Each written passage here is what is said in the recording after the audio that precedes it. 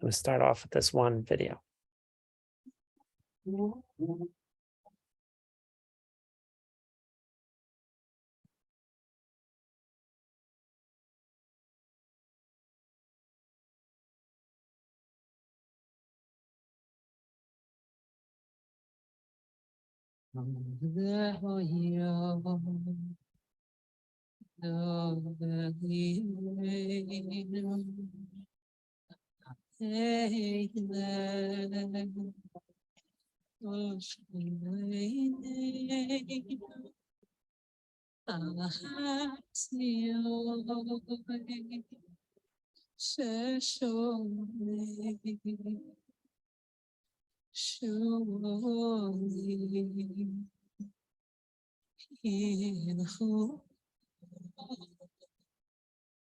All hearts heal.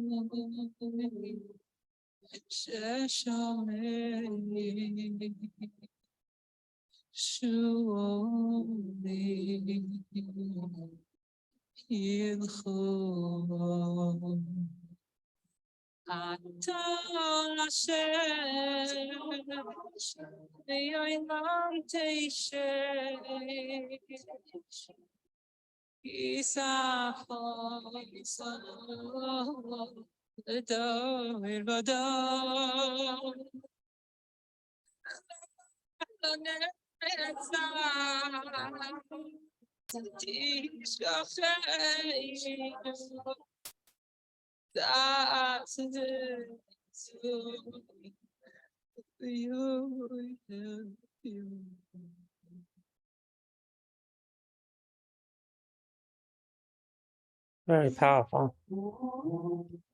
Very powerful video.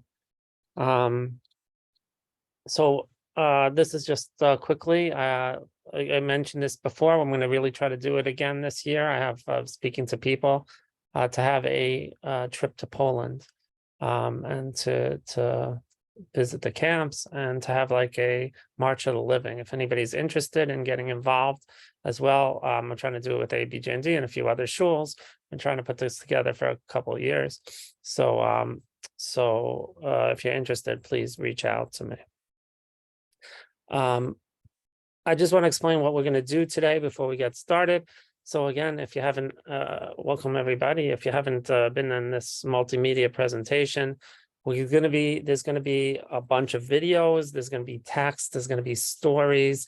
There's going to be poems. There's going to be all different types of multimedia that tries to bring the Kinots to life. That's the goal. The goal is to try to bring the Kinots to life. Some of the videos we're just going to watch a minute or two of the videos. They're not necessarily we're going to watch the whole videos. Many of them we are. I try to do a whole bunch of different things. I show history and inspiration, different things.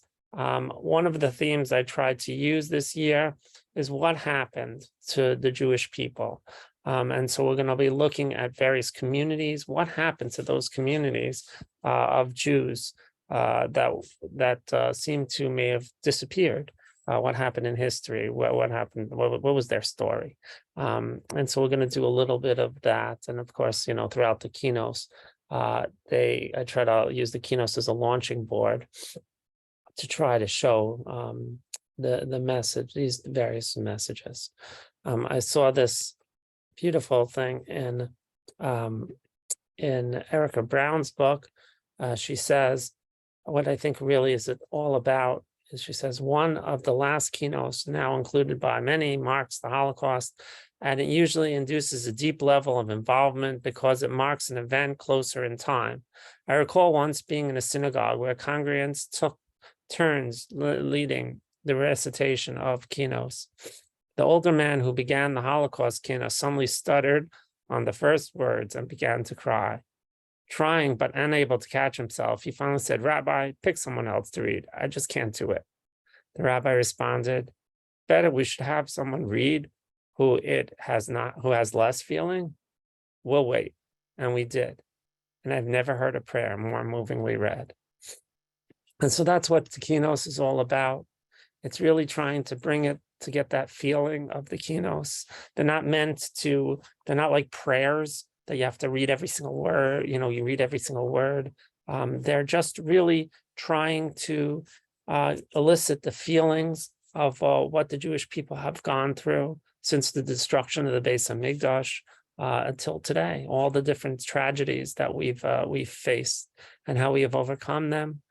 It's sad and it's emotional and it's inspiring in many, many ways.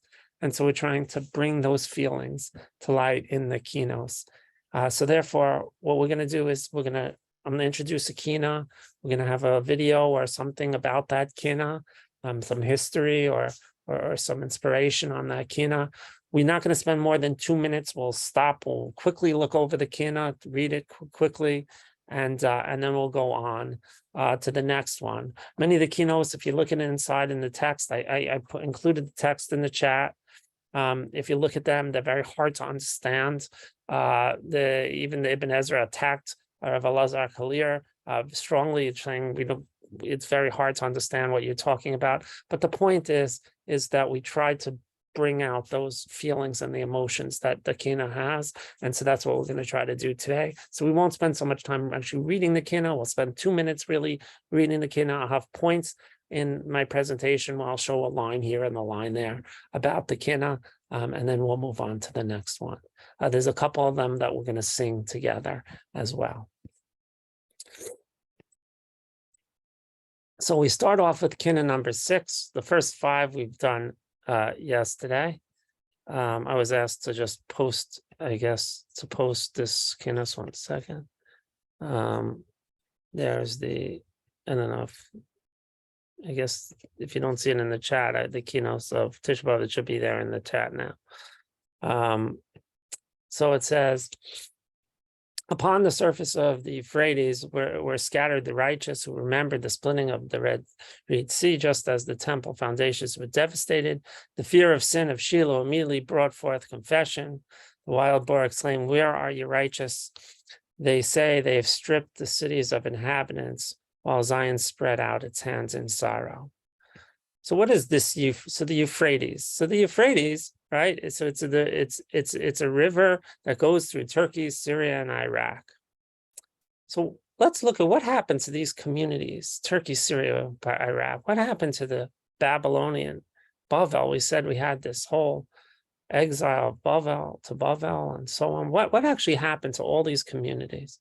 So we're going to look at this in 2 ways. I want to look at what happened to the communities after the destruction of the Beis HaMikdash, and then afterwards we're going to see what happened to these communities today.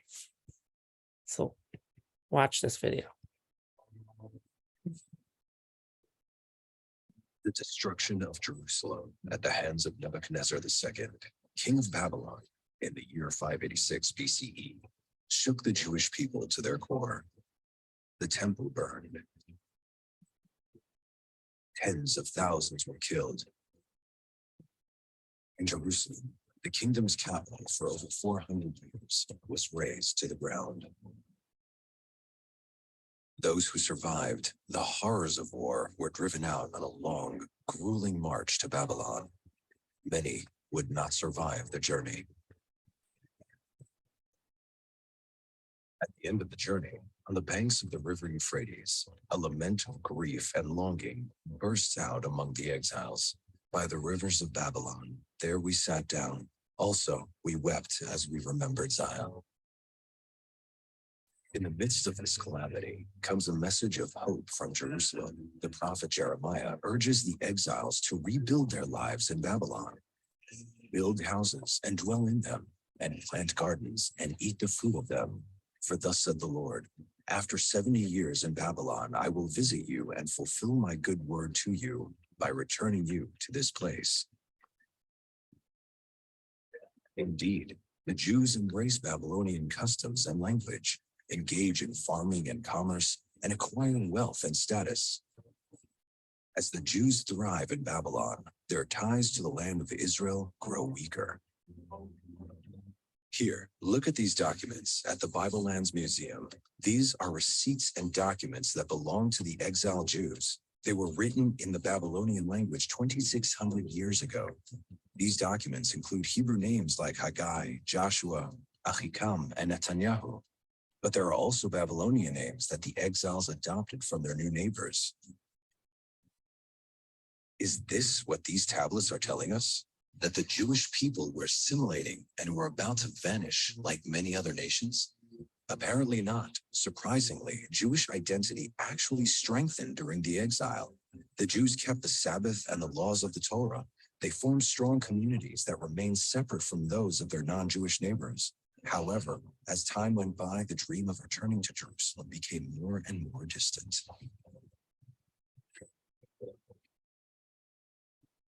The Babylonian kings treated minorities ruthlessly. Under their rule, the Jews would never have a chance to go back to the land of Israel. But wait, it appears that the harsh regime is about to come to an end. In 539 BCE, the mighty army of Cyrus the Great, king of Persia and Media, conquered Babylon. Upon marching triumphantly into the city, King Cyrus made an unprecedented gesture that would forever change the fate of the ancient world. Cyrus declared jubilantly that all nations, including the Jews, were now permitted to return to their homelands and rebuild their temples. Until 1879 CE, the world only knew this important decree thanks to the Bible. That year, a remarkable discovery was made in the ruins of Babylon. A small clay cylinder with an inscription in the Babylonian language in Akkadian script. When it was deciphered, the scholars were astonished. It was an authentic 2,600-year-old copy of the Edict of Cyrus. Despite differences between the biblical text and the inscription on the cylinder, the scholars concluded that in fact both texts refer to the same proclamation. It seems Cyrus issued several versions of the edict, each one adapted to the nation's specific language and beliefs. The Hebrew version of the Edict of Cyrus appears in the book of Ezra. Thus said Cyrus, king of Persia, "The Lord, God of heaven, has given me all the kingdoms of the earth, and he has charged me to build him a house in Jerusalem, which is in Judah. Whoever is among you of all his people, may his God be with him. Let him go up to Jerusalem, which is in Judah, and build the house of the Lord, God of Israel. He is God, which is in Jerusalem." The Jews were exhilarated by the Edict of Cyrus. The land of Israel was once again accessible. The return to Zion began. Filled with hope, fervor, and excitement, the captives stepped into a new, glorious era for the Jewish people. The return to Zion and the Second Temple.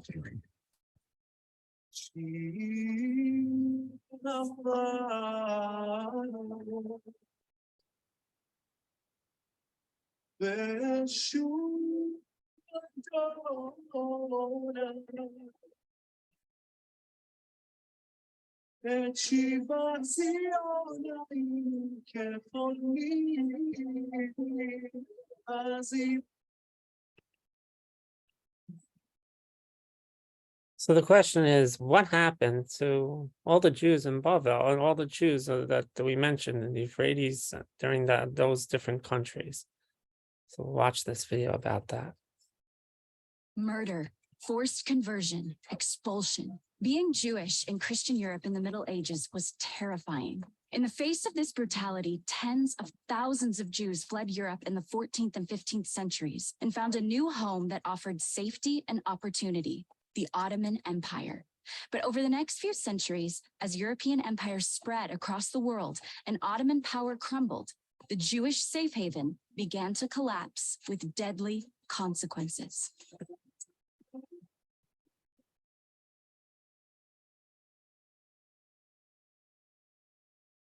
In the 7th century, Islamic armies began conquering lands across the Middle East, North Africa, and Southern Europe. As the caliphate spread, Muslim leaders faced questions on what to do with non-Muslims who would not submit to conversion living within their new borders. They eventually settled on the Pact of Umar, which declared Jews, Christians, and Zoroastrians dhimmis, or people of the pact. This status allowed Jews significant autonomy and protection, but demanded a special tax called the jizya and established rules that made Jews and other dhimmis second-class citizens. In times of economic prosperity, these rules were often relaxed or ignored, but they ensured Jews remained second-class citizens throughout the Muslim world. Despite the challenges of the dhimmi status, such restrictions were preferable to the massacres and forced conversions that Jews faced in Europe. Ashkenazi Jews found safety with the Ottomans after mass expulsions from Hungary and France in the 14th century, followed by a wave of Sephardic Jews from Spain and Portugal fleeing the Inquisition in the 15th century. Jewish European immigrants intermingled with the Romanian Jews of the former Byzantine Empire and Mizrahi Jews of the Middle East and North Africa, who were already living under Ottoman control. The Sultan scoffed at the Spanish for expelling the community, saying the king has impoverished his own country and enriched mine. They brought useful skills, often acting as translators and diplomats. Ottoman Jews built vast international trade networks, some even growing rich as they capitalized on trade through the Silk Road. Jews also brought skills with medicine and finance, becoming bankers, doctors, and political advisors. One Italian Jew even became the personal physician of the Sultan Mehmed the Conqueror. While many Jews worked closely with Muslims, others formed semi-independent communities. After the Ottomans conquered Palestine in 1516 by defeating the Egyptian Mamluk Sultanate, brilliant Kabbalist mystics like Rabbi Isaac Luria and Rabbi Haim Vital made their home in the sacred city of Safed, as did Rabbi Joseph Caro, the visionary author of the Shulchan Aruch. Meanwhile, an influx of Sephardic immigration to the city of Salonika in Ottoman-ruled Greece transformed it into the only city in the world with a Jewish majority at the time. In fact, by the mid-16th century, nearly half of all Jews lived in the Ottoman Empire. Jews and Muslims in the Ottoman Empire thrived together during the 15th and 16th centuries, but the relatively good times couldn't last. Starting in 1699, Austrian and Russian conquest chipped away at Ottoman control, while the colonial empires of Western Europe opened new shipping lanes with America and East Asia that threatened the primacy of the Silk Road. These changes plunged many Jewish communities into poverty, erasing much of the wealth they had built in more prosperous years. Meanwhile, as Ottoman Jews found their home and livelihood under siege, Jews in Europe thrived. Wealth and medical advancements enabled the Jewish population of Europe to nearly triple from 1800 to 1880, while the Ottoman Jewish population stagnated. As their empire began to crumble, the Muslim masses turned against non-Muslims, and local leaders stoked resentment to distract from their own failings. In 1840, a Christian monk and his Muslim servant went missing. Although still technically part of the Ottoman Empire, Damascus was temporarily under Egyptian control. The corrupt, anti-Semitic French consul in Damascus blamed the Jews, spreading the Christian concept of blood libel. He arrested an innocent Jewish barber and handed him over to the Egyptian governor for torture. The governor also arrested 7 of the richest Jews in the city and tortured them so brutally that 2 died. The complete absence of evidence caused an uproar in the United States and across Europe, except France. Egyptian leadership eventually caved and released the surviving prisoners just before the Ottomans reconquered Syria. The Sultan tried to calm tensions by declaring that blood libel was pure slander. He went even further in 1856 when he abolished the dhimmi status and declared Jews equal subjects under the law. Despite this progress, however, Jews throughout the empire continued to suffer poverty and violence. The anger displayed towards Jews in Damascus spilled into other cities, including Istanbul, Jerusalem, and Rhodes. One Jew in Beirut said, "We can hardly leave our homes.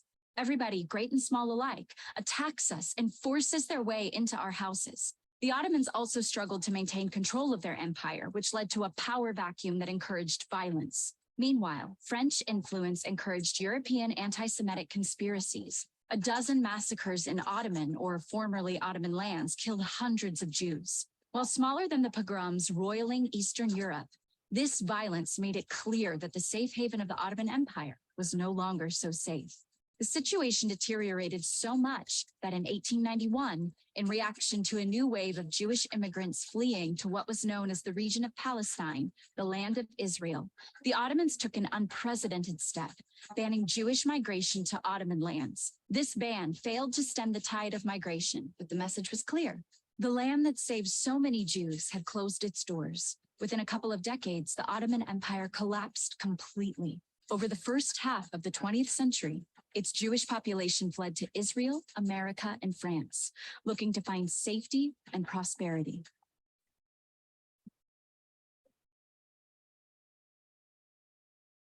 Murder, forced conversion.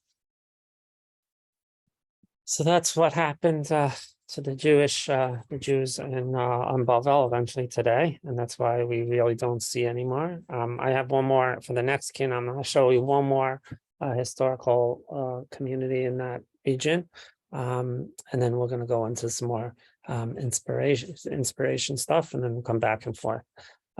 Here's a famous picture of the destruction of the base of Mikdash. A very powerful picture. I've used it before, but you could see it all in its full. And during the time after, there is a song that we sang. I spoke about this in Shul. It's called Al Naros Bavel that we use, that people know Shir Amalos, that they sing before benching on Shabbos. But really, this is what we're supposed to say every day when we eat and bench. And when it's not Shabbos, when it's Shabbos, we turn to something happier. But we remember the destruction of Yerushalayim every single day, and when we eat, we're supposed to remember it. One of the things in Shir HaMalos, they have all these nice songs to that, and they teach it in the schools because that's that's when many people sit and eat together as a family. So it's a good time to sing Shir HaMalos, and so they teach all the kids the school songs. But you should know, we'll just want to show, if you go on YouTube, there are plenty of songs on Al Naros Bavel. I'll just play 1 second of it.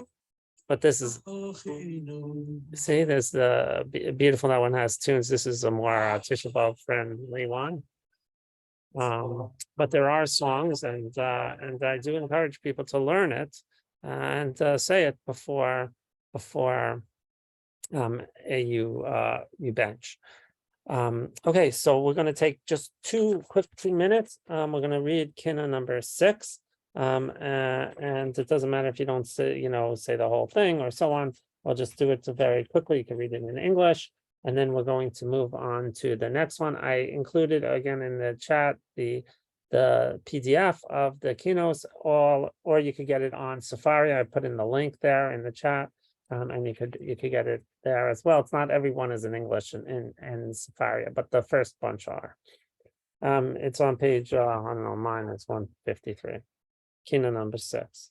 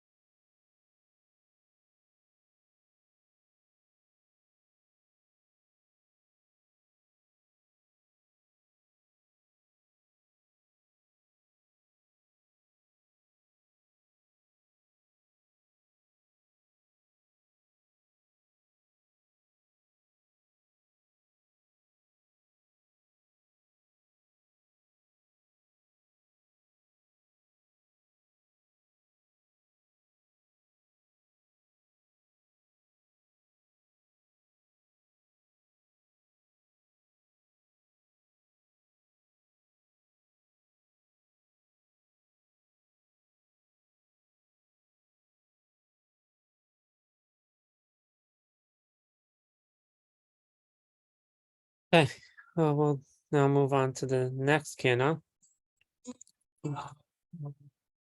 Next Kinnot number 7. So why do you contemplate such logic thrusting us into the hands of such a moral mob? Why have you proclaimed your declaration for our sale and your name into the hands of the enemy? Yet you did not remember the emotions that we had in Sinai, where your love and desires were revealed to them. We therefore go and remember, Hashem, what has occurred to us. This Kinnot is actually an interesting Kinnot. It's in the sense that it compares how come Hashem, you remembered the bad, but not remember the good. That's the idea. I remember all the great relationships that we have. I kind of went off the idea of remembering what happened. Why is it lost? All the good is lost, and we only now have the pain or the destruction left. And so I was wondering, they had a lot of these news stories about this last Jew of Pakistan. So if you see here on the map, Pakistan, right? They have Persia, right? It was a big Jewish area. We have the whole story, the Megillah, and the whole in Jewish history. We have Bavel, right? Iran and Bavel, and we have by Iran, I'm sorry, in Iraq and Persia and Bavel, right? Bavel and now Persia, right? And then Pakistan. So what happened in Pakistan? I never even thought about a Jewish community in Pakistan. Was there ever a Jewish community in Pakistan? I don't know. Maybe that different empires grew to Pakistan. I didn't know. So I looked into it a little bit, and I found out that there actually was a Jewish community in Pakistan. And this last Jew of Pakistan who eventually made it to Israel, it has all these stories. They have a travel ban against him. This story about the travel ban. But there was actually a community there. There's all the people that are on. Yeah, I just wanted to quickly look at that community. So this is a very quick video.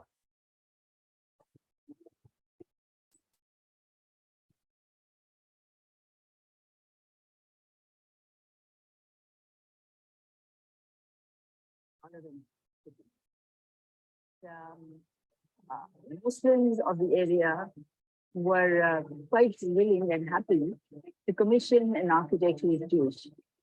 That means a lot of trust and faith in an architect. They obviously helped him with the scheme.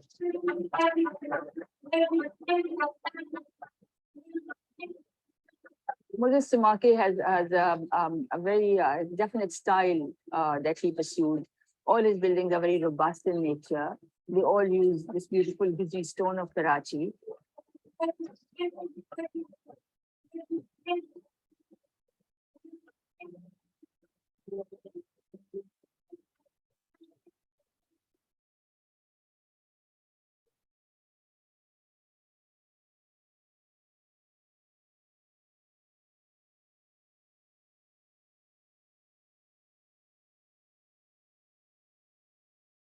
भी इधर गुलशन में मस्जिद के दूर नहीं है, यहाँ पर है, मगर जाहिर नहीं करते, बोलते हम लोग को अपना जाहिर नहीं करेगा। जात कुरैशी कोई पूछेगा, इस्राएली नहीं बोलना, जात Qureshi.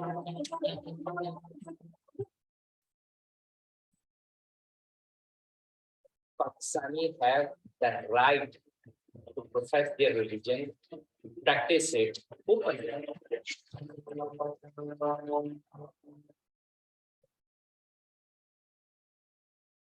So that's the lost community. If you want to look on, there's a bunch, very interesting. I've actually a link here. If you see on the bottom, it says you could just kind of really look through it. There's this community is interesting. Everything's now in disrepair. All the cemeteries and the whole community is kind of gone, as you see. But like everything else in Pakistan right now. But it is interesting that there was a community there, one of the many in the exile, and they're lost. Okay, so we're going to go into read 2 minutes on Zion, and then we're going to have an inspirational video that we're going to show next.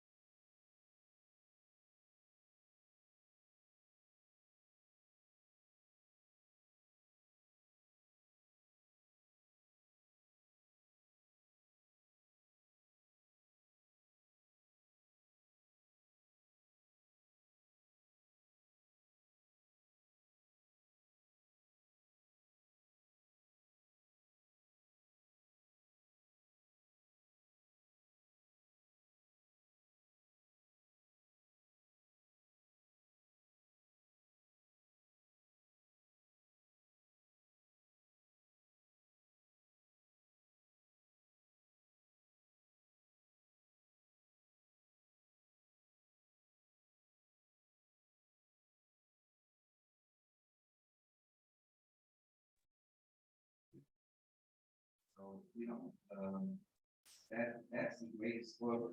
Right.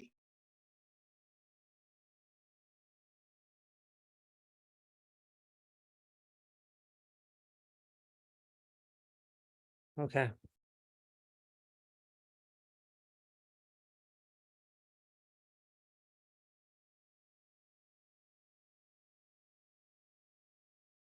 All right. You will. Kinot number 8. Kinot number 8. So the underlying theme of this Kinot is the Horban was not only a historical event that affected the Jewish people, it was also a cosmic catastrophe. All of the nations were affected, and the entire world was somehow changed by the Horban. The very cosmos became immoral and corrupt, and nature itself became indifferent and cynical. Therefore, the Paitan, says the Paitan, the entire cosmos mourn with him for the Horban. If you look at the Kinot itself, it says, the guilt of my stealings, the first fruit past my enemies hangs over me. I will declare these actions sinful. The constellations wept as the Kohen Gadol tunic was torn. I will scream out, oh, that I had someone to give me a hearing. The feeling that somebody should care about me. Such a powerful thing, especially when somebody's suffering or going through a hard time in their life. The idea that, here as the Jewish people, we're suffering and we feel that there's nobody who will stand with me. And I even asked the heavens to please somebody stand with me. I heard this really powerful story. It wasn't on Tisha B'Av, but it's a very, very powerful story that Reb Pesach Kron once said, and I've saved this all year for this for Tisha B'Av. There's a family in Arnof, in Yerushalayim. They have 7 children. They're not well-to-do, but they're a very, very organized family. And every year, the parents take these 7 kids on a vacation. And what they do, they have to rent a minivan. They don't have a car themselves. And they fill out an itinerary so all the kids can see it. We're going here, we're going here, and here, and here. And that year, they were going up north to Tveria and Tzfas. And so they told the kids exactly where they're going, so they shouldn't ask on the way that they want to go to different places. But they also give them a certain amount of spending money. And the mother prepares all the food and all the snacks. We're not going into any of the eateries because they're very, very expensive. So mommy has all the food ready in the car, in the van, all the snacks, and we're going to these and these places. And this is the amount of money every kid gets that they could spend. Fine. So the first day, they're going up north. They come to Netanya. Netanya, we know, is gorgeous. It's right on the sea. So they take out the food from the car, and they see a picnic bench, and they have their lunch. When they finish lunch, the 8-year-old boy, Zevi, says, Daddy, I got to use the bathroom. I need the lavatory. Well, where are they going to go? It's only a beach here. It's a public area. But he sees in a distance a restaurant. It's a kosher restaurant. But he feels uncomfortable. He's going to go into the restaurant. They don't want to just people coming in just to use the lavatory. But what can he do? The kid has to go, right? So he sends everybody back to the car, and he goes with his little boy into this restaurant. He comes into the restaurant, and there's a waitress waiting at the door. And he says to her, ma'am, I'm so sorry, but we're not buying anything, but please, my son has to use the facilities. Do you mind if you would just go in, and he'll come out very quickly, but we have a long trip ahead. She looks around the whole restaurant. She says, okay, go, but just make it quick. Fine. So the little boy goes, and now he's on the way back, and the father greets him, halfway in the restaurant, and they're about to walk out. When they're about to walk out, the head waiter comes running over to them. He says, what are you guys doing here? What do you think? This is a public lavatory? Why are all you religious people the same? You're taking anything? You're not buying anything? Or you just come here to use it for the... What are you doing here? And he sees from the side, the father, that the waitress is standing on the other side, and she's terrified that he's going to say that she let him in. She's afraid she's going to lose her job. So he's got to think quickly. Now he remembers that he had a Rebbe Rabbi from Genachowski, who was a murderik Baal Chesed in Slobodka, and he was his mashgiach. And he was thinking quickly, what will my Rebbe do here? And he says, sir, you're yelling for no reason. So what do you mean? He says, we're all coming in to eat. I got a whole family here. They're just waiting in the car. My son is using the facilities, but he's going out and he's going to bring everybody in. And the waiter says, oh, I'm so sorry. I didn't realize that. He said, no, son, there's no problem. He says, how many people are you? He said, 9. 9 people? Okay, we'll set the tables. He tells the little boy Zevi to go tell the mother and the kids to come in. We're going to eat here. They can't believe it. I think he's kidding. He said, no, Abba said that we should all come in. They sit him down at the 2 tables. These kids in their lives never saw a menu like this. They never saw prices like this. They never saw food like this. And the mother says every child can have 1 dish and 1 drink. And they eat. Now, when they're just about finished, all of a sudden they notice by the kitchen, there's a lot of activity going on. And all of a sudden they see an amazing thing. There's 6 waiters. Every one of them, like soldiers, is carrying ice cream on 1 plate, cake and a sparkler on the other plate, and they're walking. Everybody's looking. Where are they walking to? And they come to this table. And they say, this is dessert. And the father says, wait a second. We didn't order dessert. We didn't order dessert. And the owner of the restaurant sits down next to him and says, sir, let me explain something to you. See, you don't know what happened. See, when you told this waiter that everybody should sit down, all your children should sit down, that waitress came into the kitchen and she was crying. And we asked her, what's going on? She said, somebody just did something for me that nobody in my life has ever done for me. We said, what happened? She said, I know that father wasn't going to have his children there to eat. It was too expensive for him. But when he saw that I could be embarrassed or that I might lose my job, because I was positive if he says that I was the one to let him in, I would lose my job. And I was thinking, where else am I going to get another job? And that's why I started crying. We were so amazed. And then she was crying again. She said, I cannot get over the kindness of that family. So we decided for special people, we got to do something special. That's why we brought you the dessert. Okay, the kids are eating the dessert, the sparklers, the cake, the ice cream, whatever. Finally, when they finish, the father says to the waiter, could you please bring me the bill? So they bring him the bill, and it's a half a sheet of paper in a folder. And in it says, the next time that you come, it's 50% off. So he says to the waiter, yeah, that's the next time, but what about now? What do I pay now? So the owner of the restaurant comes over to him. I try not to cry when I say what he said to him. The owner of the restaurant said to him, we have a policy in this restaurant. We only charge people. We don't charge malachim. We don't charge malachim. That's what we can overcome. Malachim. Just let's care for each other.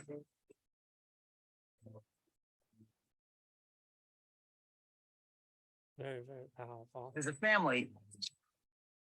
How can we help change the world? How can we be somebody else's angel? If you look at Israel, I'm not going to watch this whole thing, but if you look at what does Israel do? Last week, Israel sent aid to one country it is at war with, and another it has a history of hostility with. The day after the 7.8 magnitude earthquake struck, Israeli search and rescue teams were on the ground in Turkey, searching for civilians trapped under the rubble.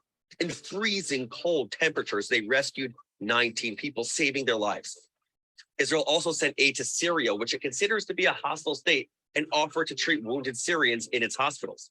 To some, this might inspire pride in Israel, while others might suspect more complex motivations behind the Jewish state's actions.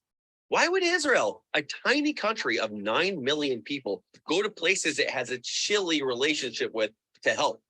Although Israel and Turkey now have diplomatic relations, they have a very rocky relationship. President Erdogan is a prominent critic of Israel. He described the country as a terror state. I want to tell you something that might change the way you understand Israel, if you're open to it. But first, here are 3 different ways to look at this dramatic story so that you can understand what's really going on here. I'm Noam, and I'm here for Today Unpacked. Number 1, Israel sent the 2nd highest number of aid and rescue workers to Turkey compared with every other country. Over 200 Israeli doctors, nurses, and paramedics also arrived at the scene to set up a field hospital. They treated hundreds of people who were injured in the earthquake. Number 2, Israel has a long history of assisting countries in need. According to the Jerusalem Post, Israel has carried out 30 missions to provide humanitarian aid to countries abroad in the past 41 years. The IDF says that the country's first humanitarian operation was in 1953 when Israel was just 5 years old. That year, an earthquake hit Greece, taking over 1,000 lives. Israeli Navy ships, which were participating in an exercise in the area, helped the survivors and gave them necessary medical treatment. Since then, Israel has assisted in Japan, Mexico, Haiti, Sri Lanka, Romania, Brazil, Albania, the US, and other countries. And number three, Israel's reasons for helping countries in need aren't only altruistic. According to IDF Chief of Staff Lieutenant General Herzi Halevi, that wasn't the only reason why. Israel helping Turkey also helps Israel. Cynically, as Michael Koplow points out, Israel's critics deride its deployment of doctors and emergency workers as entirely self-interested Hasbara efforts. And it reminds me of a quote from the late Rabbi Jonathan Sachs. The paradox of giving is that when we give to another, it is we ourselves who are lifted. I believe that what elevates us in life is not what we receive, but what we give. So why would Israel send a delegation to help even its enemies after an earthquake? I'm not going to tell you what to think, but here's how I see it. And let's rise above the noise with these three thoughts. Number one, helping Jews and non-Jews is a part of Israel's identity. The Zionist thinker Achad Ha'am envisioned that the Jewish state would bring morality and righteousness into the world. Theodor Herzl, the founder of political Zionism, wrote that whatever the Jewish state does, it should promote the happiness and well-being of all mankind. Has Israel accomplished this vision? I actually think so. Israel sending teams of search and rescue and medical experts to disaster zones all over the world demonstrates that.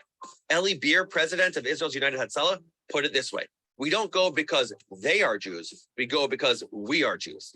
At the end of the day, this is not about Turkey or Israel.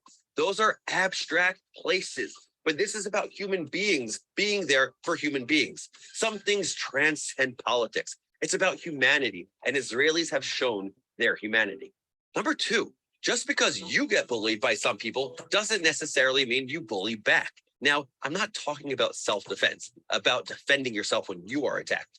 I'm talking about stepping up when there's an opportunity to be the bigger person. Giving humanitarian aid is an area where Israel does this. It shows leadership, compassion, and generosity, and it sets an example of how we could better treat one another. And number three, let's follow Israel's lead and help the people who have been impacted in Turkey and Syria. I made a donation to JDC's relief efforts. So we have to find a way to be there for other people all over. One of the things that you come out of Tisha B'Av, you should come out of Tisha B'Av with, is our responsibility to the world, our responsibility to other Jews, and to see and feel for suffering. When you don't have anybody there, you feel very lonely and lost in the world. And so you even soar to the heavens and you call to heaven, God, somebody, send somebody to help me. That's what this Kinnot number 8 is all about. Soaring up. If I could only soar to heaven and plead my case, because there's nobody else who cares. So we have to make sure that we're the ones who care. We always have to be the bigger person and try to find areas where people who are suffering and show that we care. So for 2 minutes, we're just going to look over Kinnot number class.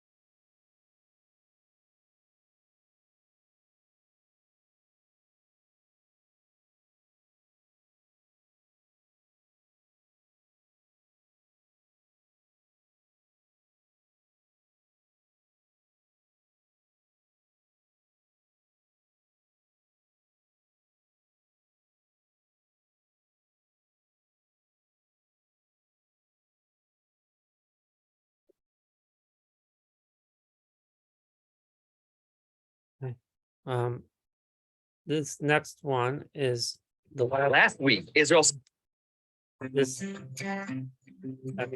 this video is going to be the last video for a few, and then we're going to have some other things, other types of multimedia.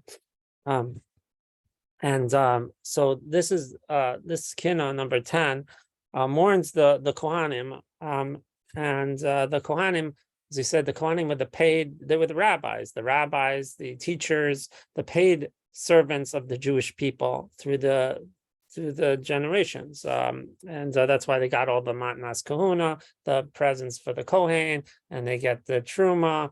They were hired and paid by the community to service and take care of the community, and they were also the last defense of the Beis Hamikdash before it was destroyed, and they were killed. And so what is happening today is very interesting. How do they train? This is a very short video, but it's interesting because there are people out there who are training and getting ready for the time of Mashiach. And so what are they doing? What's the whole what's their day like, and so on.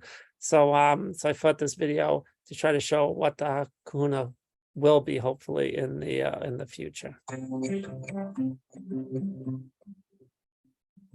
שמי אברהם כהנא ממכון המקדש, אני כהן לא בגלל שבחרו בי בכהן, אלא אבא שלי כהן, וגם הסבא שלי כהן, והסבא רבא שלי כהן, עד אהרון הכהן שהיה הראש וראשון לכל הכהנים של עם ישראל. כל מי שהוא משבט לוי, ממשפחת אהרון הכהן, הוא נקרא כהן, שהקדוש ברוך הוא בחר אותו כדי שיעבוד ויהיה משרת השם בבית המקדש. לפני כ-30 שנה הוקם המכון, וכל הכלים כמעט מוכנים לבניין בית המקדש השלישי שייבנה. אחרי שבנינו את הכלים, נשאר לנו את העובדים. מי יעבוד בבית המקדש? והנה הכהנים. אנחנו צריכים להכשיר את הכהנים כדי שיהיו מוכנים לעבודה בבית המקדש. בהתאם לכך, הוקם בית ספר שנקרא נזר לקודש, שתפקידו להכשיר כהנים שיהיו מוכנים ממש לבניין בית המקדש. בהתאם לכך גם כן נעשו תרגולים מעשיים לקראת בית המקדש. יש לנו את עבודת התמיד, ניסוך המים, קורבן פסח, שבועות, שתי הלחם, ביקורים, כל אלה תרגילים שנעשו ונעשים במהלך השנה. כל הכהנים שלמדו בעבודת נזר הקודש באים ומתרגלים את העבודה מחדש. מורים, מלמדים את הרבנים שמלמדים לנו את הלכות העבודה. את הרב ישראל אריאל, ראש מכון המקדש, הרב עזריה אריאל, ראש כולל מכון המקדש, הרב יהושע פרידמן, גם מרבני הכולל, שבאים ומדריכים את הכהנים להלכה ולמעשה. השאיפה שלנו, שזה לא רק יסתכם במקום הקטן הזה, ולא רק בקבוצה מצומצמת, אלא שכל הכהנים בעם ישראל, העולם כולו, יבואו וילמדו את ההלכות כדי שנהיה מוכנים לבית המקדש. מכאן אני קורא לכל הכהנים שיבואו וילמדו. אנחנו נשתדל בעזרת השם להגיע לכהנים, אבל גם הכהנים ישתפו איתנו פעולה, ילמדו את מה שהם צריכים ללמוד, ויהיו שותפים כחלק מעשי מבית ספר כהנים.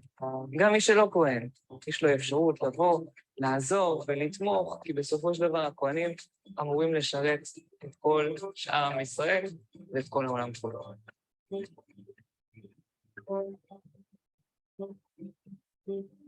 So there are those who are really living in the world of hoping each day, as we say, we hope every single day that Mashiach will come and we'll be able to reinstitute the service and the avoda. And so there are people who live with that reality all the time and they're preparing for it.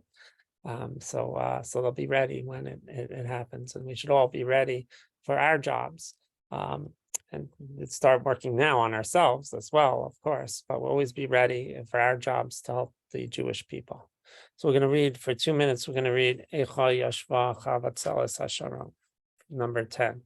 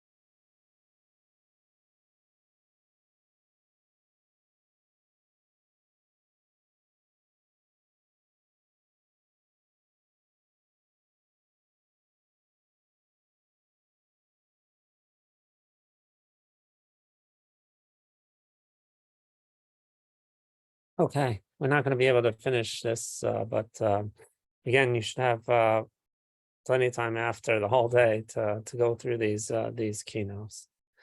The next Kinnot, very powerful Kinnot, is the oldest Kinnot that we have. Yekonin Yirmiyahu al Yeshayahu, when Yirmiyahu made a hesped, made a eulogy for Yeshayahu, and very, very powerful. He had all the hopes, and the Jews' hopes and dreams were in Yeshayahu after the Menashe, after the destruction. It seems like the total destruction of the Jew religious life. All of a sudden, there was this coming back, and Yeshayahu was a real big hope. And then when he died, the hope of the nation kind of fell. So I use this Kinnot for eulogies for those that were lost in terror attacks and so on, for the Jewish people at the time, that we eulogize those who gave their lives for our nation. I was in Israel this year. I was in Efrat when this terrible attack destroyed the D family. And just we're going to listen to just a couple of words from Rabbi D from the hesped that he has said for his daughters and his wife. Grief pours out of the Kfar Etzion cemetery once again as thousands of mourners gather for the funeral of Lucy D, who died from her injuries 3 days following Friday's terror attack in the West Bank, which killed her 2 daughters, Maya and Rena. A family of 7, now a family of 4. Lucy, you shared your love, and you created so much love in exchange. Nothing will ever replace you. Your soul is part of my soul. Your lessons live on in Karen, Tali, and Yehuda, and in me. Your light has traveled across all of humanity in an instant. You held on so we could honor you individually and give you a unique send-off for a unique soul. A soul that has changed and will continue to change so many lives. Rabbi Leo D recalls the exact moment he found out about the attack. I called Lucy, no answer. I called Maya, no answer. I called Rena, no answer. Then I saw a missed call from Maya at 10:52. I hadn't noticed it ring. I hadn't picked up the phone. The feeling that she called me during the attack and I wasn't able to speak to her will come back and haunt me for a while. Searching for light in such a dark time, he's using his grief as a call for hope. Let the Israeli flag today send out a message to humanity, which is, we will never accept terror as legitimate. We will never blame the murder on the victims. There is no such thing as moral equivalence between terrorist and victim. The terrorist is always bad. Hundreds of people have taken to social media in support, waving the Israeli flag as a symbol of unity, using #DSDay to honor the 3 lives taken too soon. May their memories be a blessing. Sorry, I forgot about that video, but if we want to talk about another terrorist attack, a terrorist attack that happened in Ma'alot. And I want to point to one girl that died, 15-year-old Ilana Turgeman. This happened in 1974. Over 100 Israeli high school students went on what they was supposed to be a fun trip in order to honor Israel's 26th birthday, exploring North Israel and sleeping under the stars. But 3 Palestinian terrorists snuck in and killed all these students. It was very, very powerful. Was as she was dying, Ilana wrote a letter to her family, and this is what she wrote. Dear Mom and Dad, hello. The time is now 11 a.m. I do not know how many hours I have left to live, so I'm writing to you. I'm sorry, Mom, I didn't listen to you when I went on this trip. Yeah, I know you didn't force me to stay, but you were concerned and preferred that I not go, but I went because I knew my job. I wanted to say thank you for the education you gave me and the amazing years I had. All thanks to you. Now I'm 15 and a half. and if I have to die, I will die quietly with dignity and faith. Yes, faith that you gave me. You told me that life without faith is always trivial and much more painful. And now in these difficult times, I have a lot of faith and faith that you are right. Life gives a person a lot. And though I didn't have a choice in almost anything, not when and where to be born and who to be born to, but I had a good life. I was a religious kid in Israel with wonderful parents, with you. Large hours I haven't had that I did not merit to get and probably will not merit. But thanks to you, I passed the test of honor at small and dark hours, regularly daily hours. Mom, do not cry a lot when I die. When Rivka has her baby,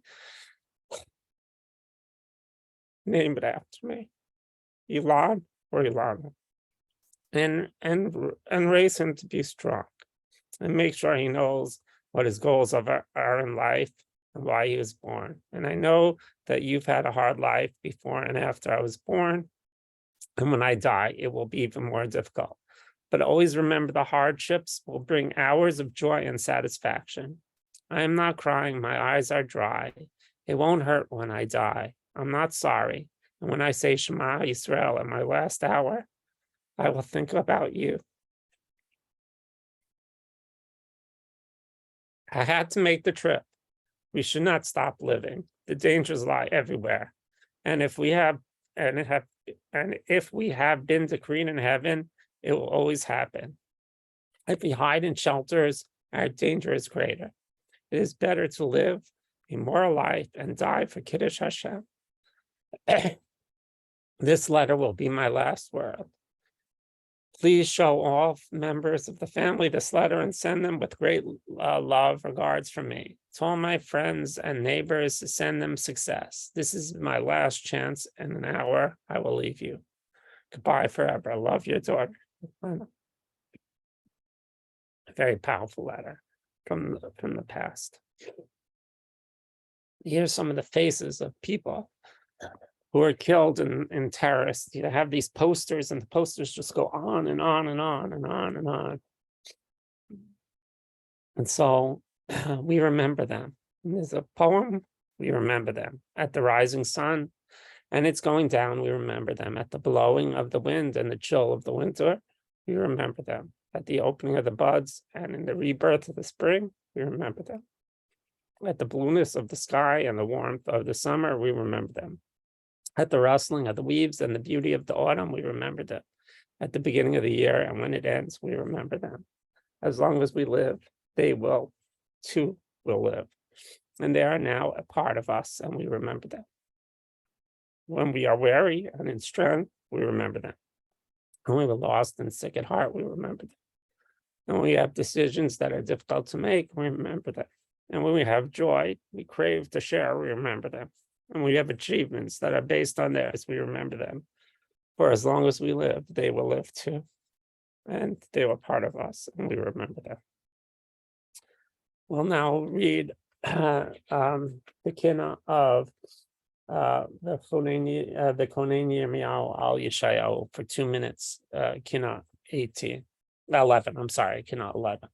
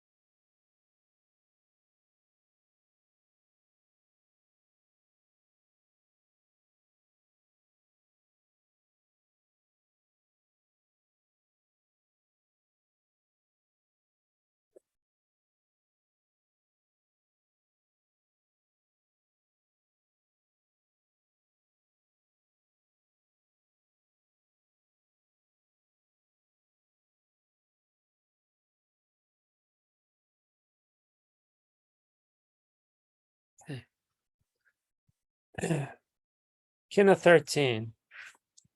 Echo. Where is the merit of the word ko? So this is from the blessing of the Kohanim ko. Shall you bless Israel? Promised our father Avram. Is the word ko? It plays off this word ko of the brachos. But I wanted to focus on the idea of how this is one of the big themes of Tisha B'Av, how Jewish blood could become so cheap. The Lubavitcher Rebbe once delivered this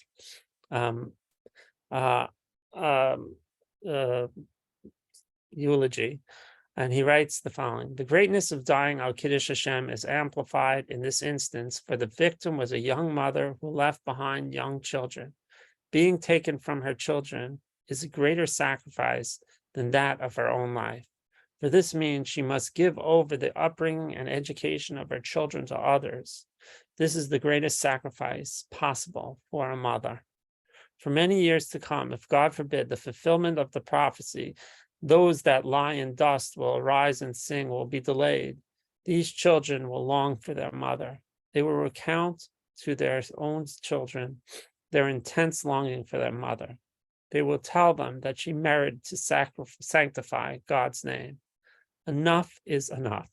We have not sufficed with all the martyrdom we have experienced up until now, and that which God derives nachas and pleasure from a Jewish sacrifice, it sufficed the sacrifices of a Jew who is in exile, with the knowledge that he's exiled for more than 1900 years. We say and we think and cry out loud, Ad Masai, how long must we wait in exile? And yet what we do, what do we see happening? The sanctification of God's name. A Jewish soul is taken away. A mother is taken from her children.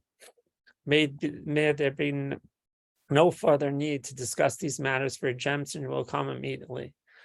Those that lie in dust will arise and sing, and those who die at Kiddush Hashem will merit to be resurrected first. And then this young woman who will encounter her children and continue their education with a joyous heart. May this take place in the immediate future without any further delay. So I thought it was important to talk a little bit about coping with grief. A little later, we're going to talk about some of the people who we lost in congregation or Torah and our family members. But we'll just take 2 minutes. It's a very short video, but it's an important video to talk about how we cope with grief. Listen, there's no right or wrong way to deal with the loss of a loved one. You can expect grieving to be rough, and it's different for every single person. Another important thing, it's not just a matter of coping with loss. It's about coping with change. And that, Wellcasters, takes a lot of time. Today on Wellcast, we're dealing with a pretty difficult subject. How do you deal with the death of a loved one? How do you live your life in the face of a life-changing event? We don't have all the answers. And honestly, you're going to have to work through your pain in your own way, on your own pace. But if you're looking for it, we do have some advice. First things first, you need to remember that grief is a process and not a task. You might have heard of a popular theory that breaks up bereavement into stages: denial, anger, bargaining, depression, and acceptance. While you might identify with some or all of these steps, you got to remember that grief is less like a staircase and more like a roller coaster. There are peaks and dips, and they don't always happen in predictable ways. You might feel better for a while and then worse, and that's okay. It's natural to have an uneven journey with your grief. Don't be afraid of the pain. You shouldn't try to stuff your sorrow away into a place where you don't have to deal with it. It's just going to stay there. In order for you to work through your grief, you're first going to have to acknowledge that it exists. There are a lot of ways to do this.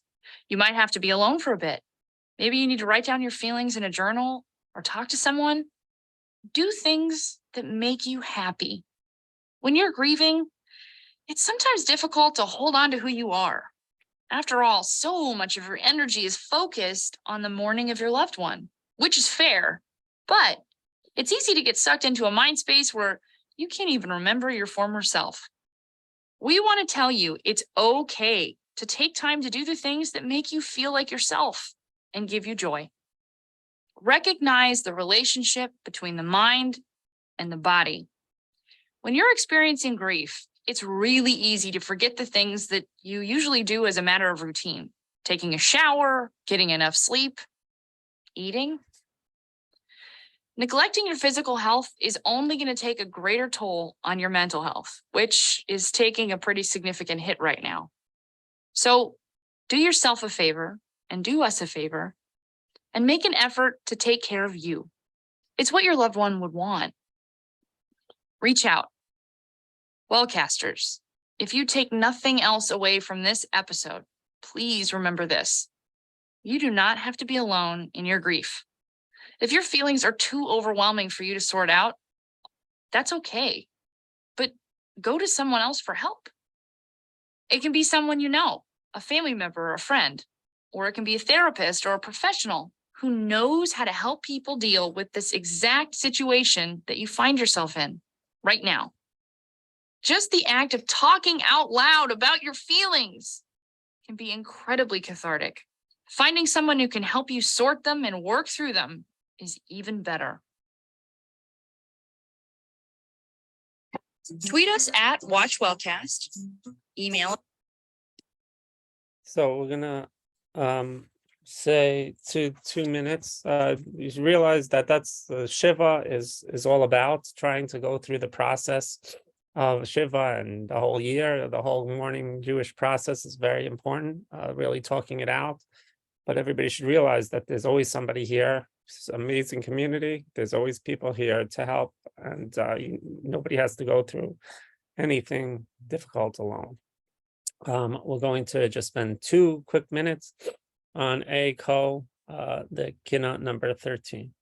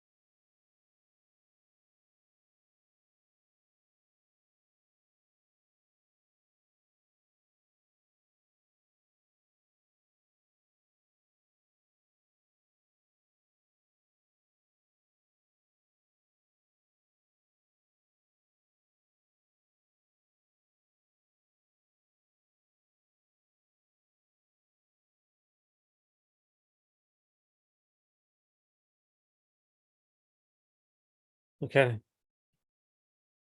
Next, another very inspirational.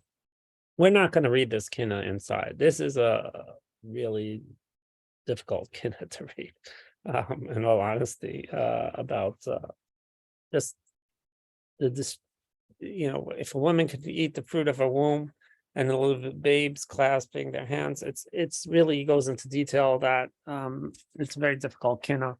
So instead, I would like to have this inspirational video by Rabbi Charlie Harari.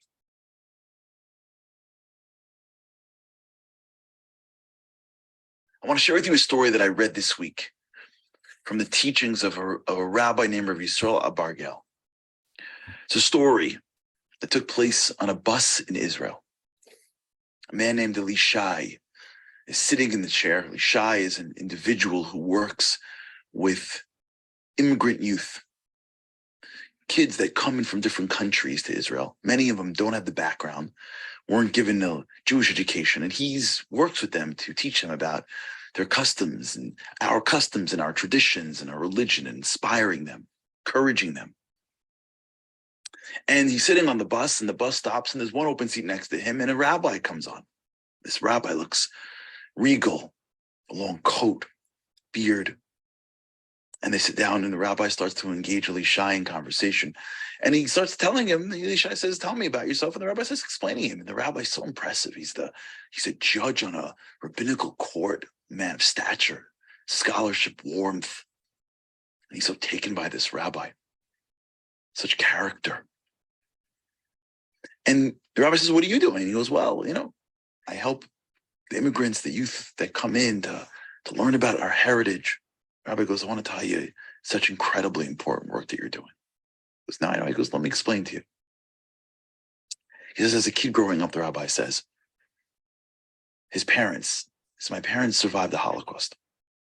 And the Holocaust took them for everything emotionally. And they didn't really have any emotional capital left for me.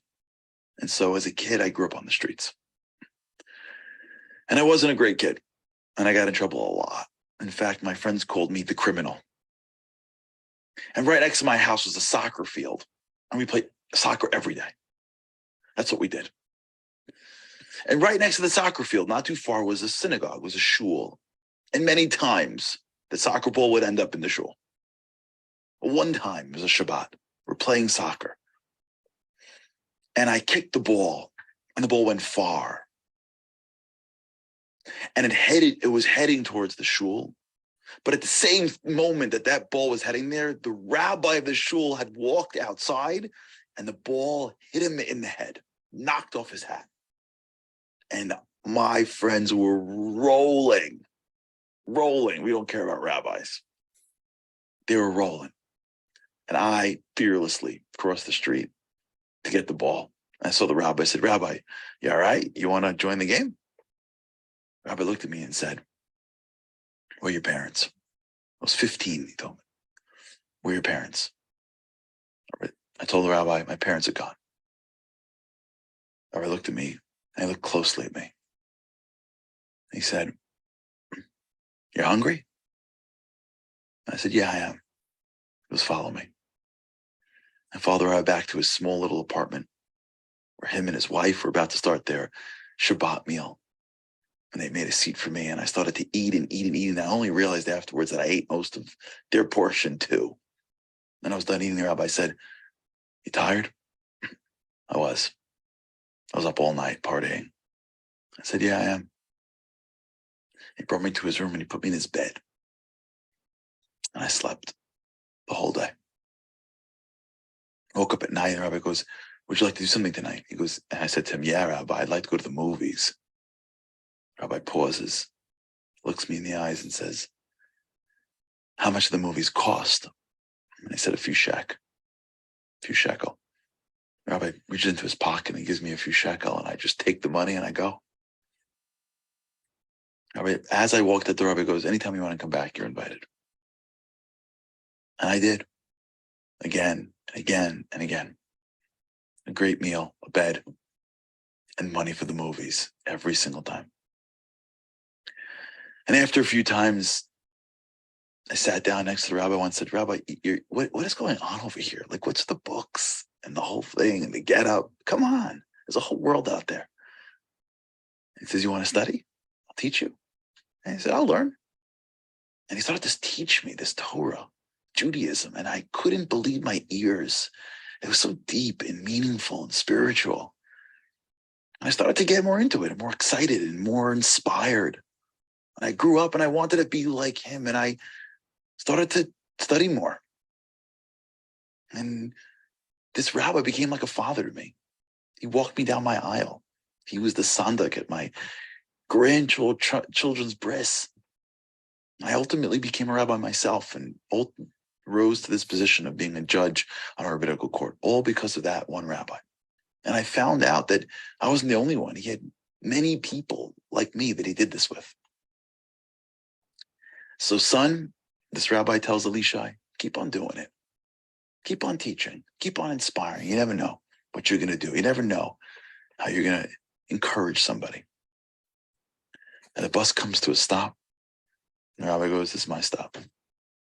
And he gets up on the chair and walks down. As he walks down, Elishai leans over and goes, wait, rabbi. So he goes, what's the name of the rabbi? Who is the rabbi? He goes, oh, the rabbi that helped me. His name was Rav Avadia Yosef. Rav Yosef was the greatest rabbi of the generation. I was so inspired by this story. Because we think that Rav Avadia Yosef was the greatest rabbi because he was the smartest, or because he had an incredible memory, or because he had an incredible work ethic. Maybe. But you know why he was the greatest rabbi? Maybe it was because he had the greatest heart. Or maybe it was because he was doing the thing that we all should be doing. You see, we're walking into Tisha B'Av right now. And Tisha B'Av is the time when we remember the destruction of the temple. Now, what that means is more than a building that burnt down. The destruction of the temple is the moment in which godliness, as we can see it revealed, the divine presence was moved to a place where it's hidden. The temple represented a time where we saw the revealed energy of God, where the spiritual world flowed much differently. And now we're living in darkness. Now we're living in a world where the righteous suffer. We're living in a world where we can't find God so easily. We're living in a world where things don't make sense. We're living in a world where it's dark. We don't have the light of God around us. We're mourning that. But remember, the light of God doesn't just apply to the world. It's in me and you. We're built inside us as a piece of the divine. We're built, B'Tselem Elokim. Each person contains within them a piece of Hashem. When God asked to build the tabernacle, he says, Vasuli Migdash, V'shachanti B'socham. I want to dwell in them. God's dwelling in us. And the whole process of Tisha B'Av, the destruction we know came because of baseless hatred. But maybe we can say that what causes baseless hatred really is not seeing the divine in each other, not seeing us for who we really are. We're sending away the divine light because we're not seeing it in each other. We're causing destruction because hatred is the proof that I don't see the greatness in you. If I have baseless hatred to somebody else, it means that for that person, I couldn't see the divine light in them. And so that lack of seeing it in each other could lead to the destruction of a temple that held the divine light in the world. And going into this day, maybe that's what we need to work on. Rav Avadia was one of the greatest, not just because he had the greatest mind, because he had the greatest eyes. He saw the greatness in people. That wasn't a 15-year-old kid kicking a soccer ball. That was a kid starving for something deep. He believed in him. He believed in everybody. That's the measure of a leader. That's the story of Tisha B'Av. God says, be that guy, be that woman. See the greatness in each other. See the light, my light in each other. Maybe we can think about that on the way in this year. That if we just saw the greatness in the people that were even around us, forget the whole world. If we just looked a little closer and searched for the divineness in each person, believed in the potential and the greatness in each other, who knows what that can bring to the world? Who knows if God will look down and say, you finally got it. Because when you search for me in each other, I'll reveal me everywhere else. And maybe this Tisha B'Av, it'll go from being a fast to a festival. from darkness to light, from hatred to belief in love. And each of us can take our own candles and light the candles in each other.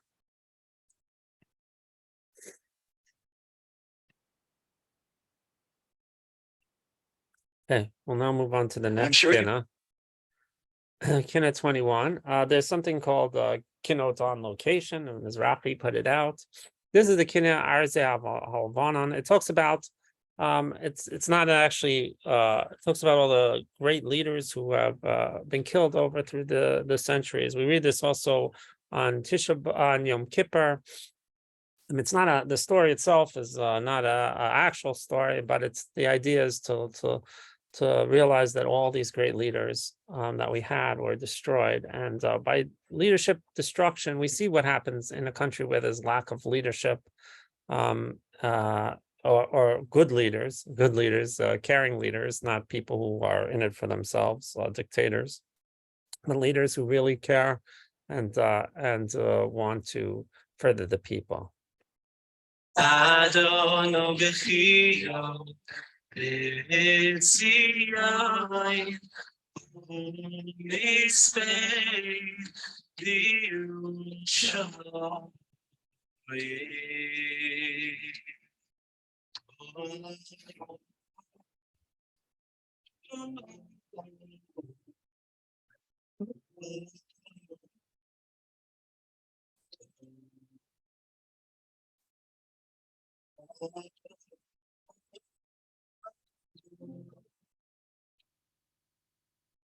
We are here in Khirbet Midras, in the middle of the Shpela, of the lowlands. It's beautiful around here. There are kids here on Tiyul in school.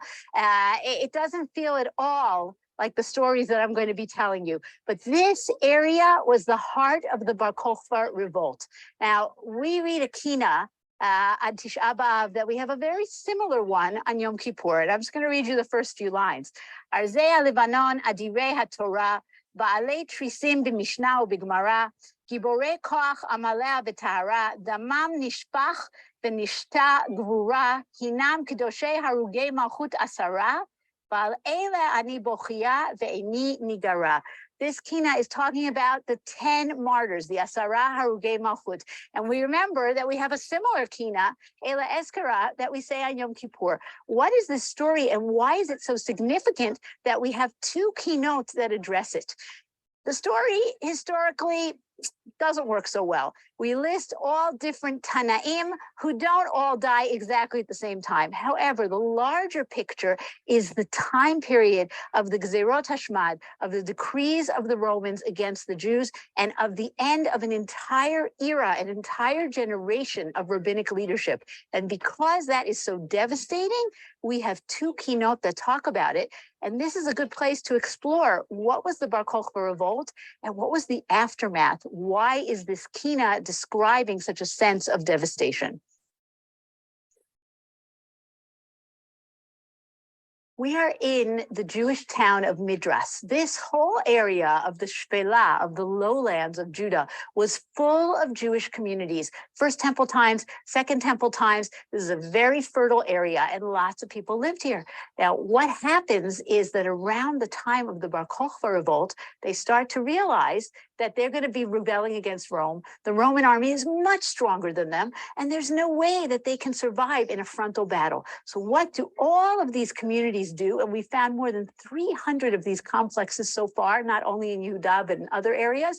They take the areas that had already been underground installations, like cisterns, like mikvaot, just caves underground, and they turn them into hideout caves. Now, where we are, can look down, we are right by where there was a water cistern, and there's even the remains of a mikvah below us. This beautiful tree that we're standing under is a beautiful fig tree. Figs love water. So if you ever see a really, really vibrant fig tree, that's telling you there's some water source nearby. And that's what there is here. So the Jews of these communities, they took these areas and they turned them into hideout caves.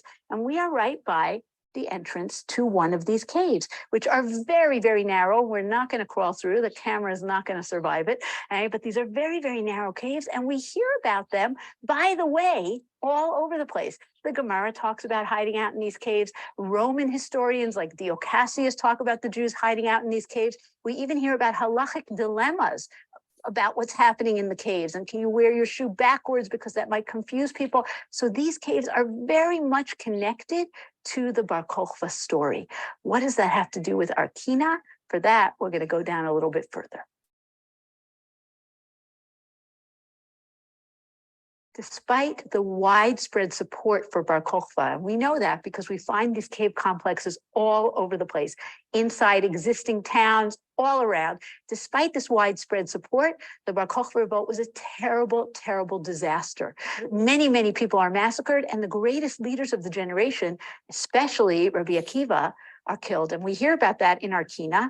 Me'achorav heviu et Rabbi Akiva oker harim b'tochnan zo bezo b'spara, right? Rabbi Akiva, the Gemara genius, epsaro b'masrek barzel sarku yatzta nishmato be'echad, right? Referring to that famous Gemara in Brachot, the terrible Gemara where Rabbi Akiva is being tortured, and he says Shema. And his students say to him, how can you say Shema?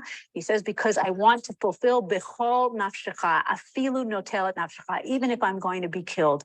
And Rabbi Akiva is killed, and this Kinot goes on and describes the others who are killed, Rabbi Yehuda ben Baba, Rabbi Hanina ben Tradion, perhaps not historically accurate how they're all put together in the Kinot at the same time, but it makes the point that an entire generation of leadership is cut down. Now, the next person after Rabbi Akiva is Rabbi Yehuda ben Baba, and he's mentioned to us in the Gemara as somebody who salvages the situation. How does he do that?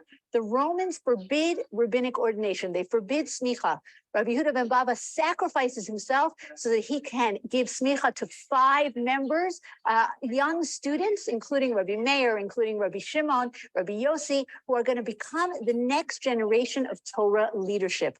But it's a very difficult path to follow. They are coming along after everybody has been killed. And this Kinot is reflecting that sense of terror and despair. The greatest are being killed. Rabbi Hanina ben Tradion, who's also mentioned in the Kinot here, wrapped in a Torah scroll and set on fire. And when his students say to him, what do you see? What do you see, Rabbi? He says, Gvilin misrafim, the parchment is being burnt, the otiot porchot, and the letters are flying away into the air. And that's exactly what's happening. This next generation of leadership, Rabbi Meir and Bruria is Rabbi Hanina's daughter, Rabbi Shimon Bar Yochai, and the other teachers become the flying letters. They have to carry on. They have to bring the words of Torah to the next generation. And therefore, even though everything we see here is destroyed, Jewish settlement in the land of Yehuda is finished. They move to the Galil, and yet, the Sanhedrin continues, Smicha continues, and there is hope for the next generation.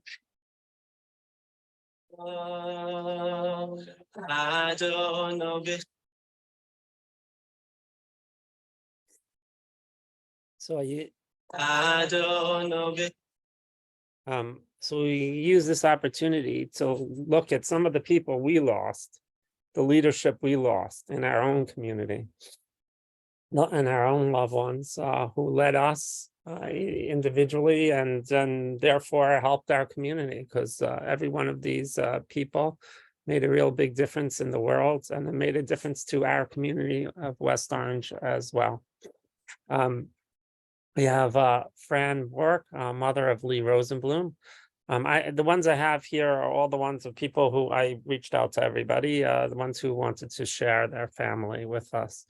Fran Bork was born in March 27th in 1933 to Jack and Gertie Zeiger of the Bronx. She discovered a love and talent of art and created beautiful artwork throughout her life. She attended NYU College and met her husband Hal while they were attending a summer session at Penn State. They moved to Philadelphia, where they raised their 4 children in a home that was open to anyone in need of a place to go. Together, Fran and Hal opened their home to people of all ages and levels of observance, and inspired countless individuals to become Shomer Shabbos and cultivated future leaders of the Jewish community. Fran was warm, loving, generous, and a beautiful woman inside and out. Rabbi Daniel Eisenberg, a part of our community, who's one of our leaders of our kollel, Chaya Rachel Eisenberg, Chai Rachel Bastov Tzvi Eisenberg was a very special woman, born and raised in Brooklyn, and ultimately moved to Staten Island when she married her husband, Dr. Bruce Eisenberg, and raised a family of 7 children. She was a woman of great faith and maintained her faith throughout the many challenges she endured, including the loss of a teenage daughter. She was constantly attending shiurim, davening for everyone she knew, and arranged women's tefillah groups. She didn't reach a spiritual plateau of 30, 40, or even 50, but rather was remarkable and notable always, growing in her avodas Hashem until her untimely passing at 57. Prayers for the arrival of Mashiach were always on her lips, and we pray fervently for the day where her tefillos and tears will come to fruition. Lila Greisman, the mother of Debbie Druce. Lila Greisman passed away in the late afternoon on Tanis Esther this year, the full moon rapidly rising in the evening. I realized it was Purim and God's truth stand forever. At that point, I realized the deep strength of our Masorah passed on to me from my mother and her mother, each of us in a different generation and part of the Jewish people. My mother's parents came from Eastern Europe before World War I. They spoke English with thick Yiddish accents and raised 2 children in close-knit traditional kosher home.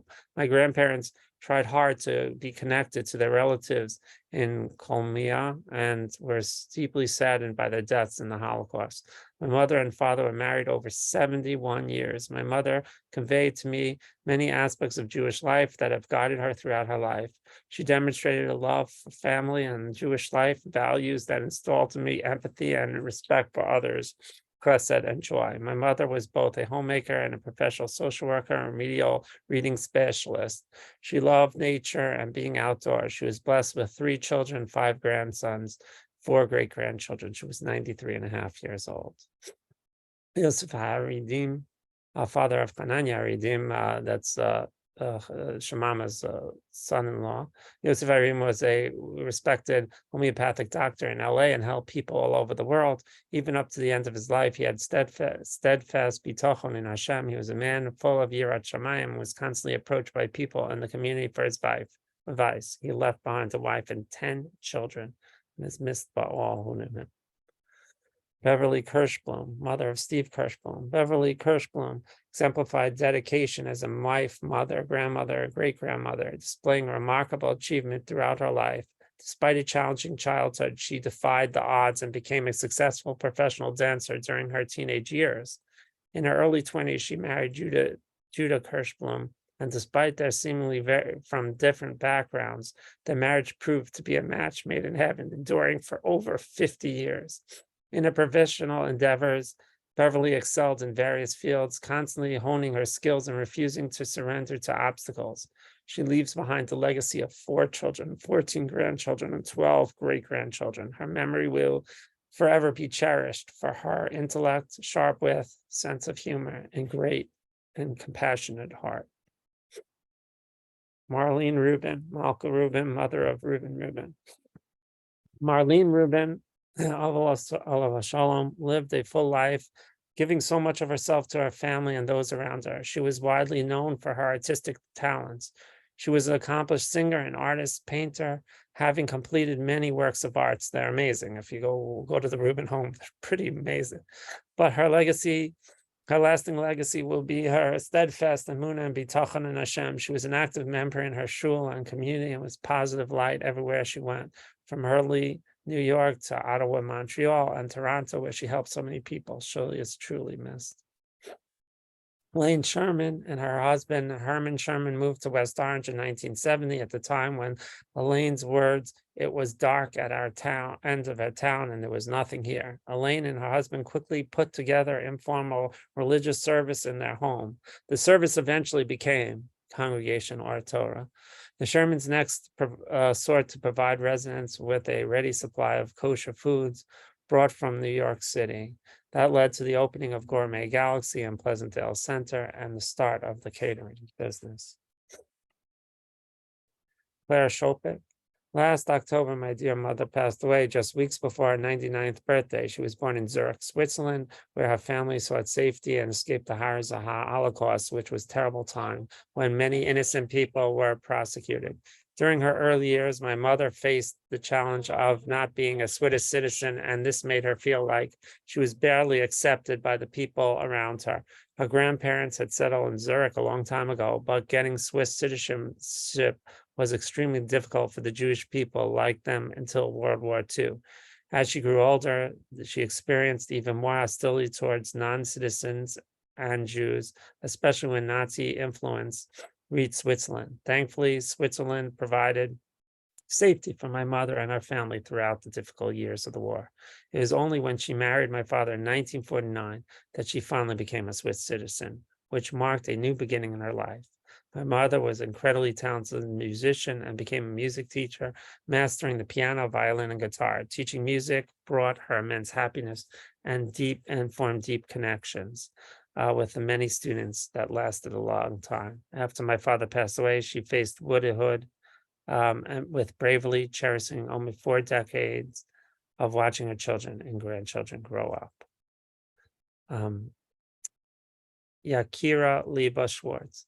Yakira Liba Schwartz is the daughter of Avi and Sarah Schwartz, was almost 4-year-old girl with a rare genetic disorder who loved playing with her tambourine and with her big brother Noam and her little sister Daniela. She passed on 20th Sivan from complications of pneumonia.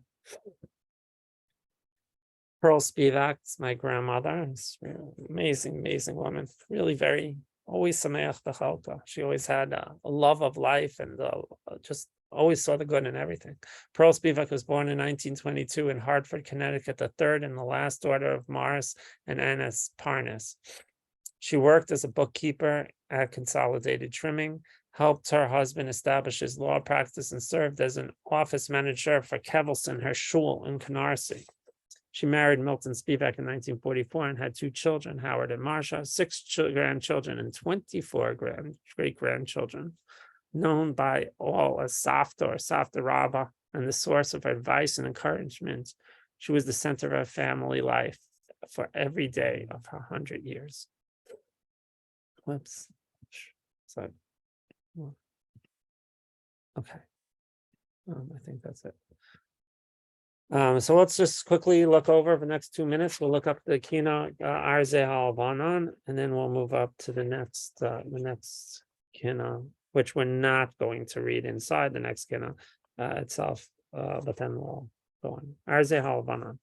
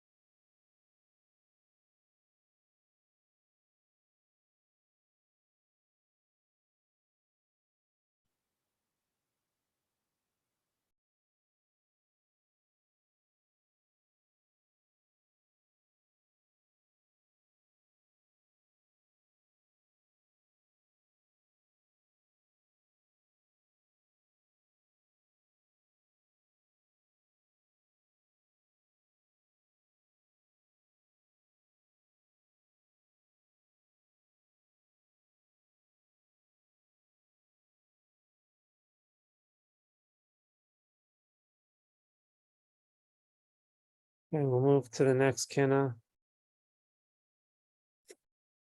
This is another, so this is fascinating story. This Kinot is 23. We're not going to read the Kinot, of splitting up families. I wanted to I saw this amazing story in the paper. Let's see, it's from the Washington Post. A baby was taken from a mother's arms in the Holocaust. The family just reunited. She spent her whole life looking for the child. So this story is it's an amazing story. Basically, this woman, the Nazis separated her. This woman never lost hope that her daughter was actually alive. But in her life, she spent her life looking for her daughter, and she never ever found her daughter.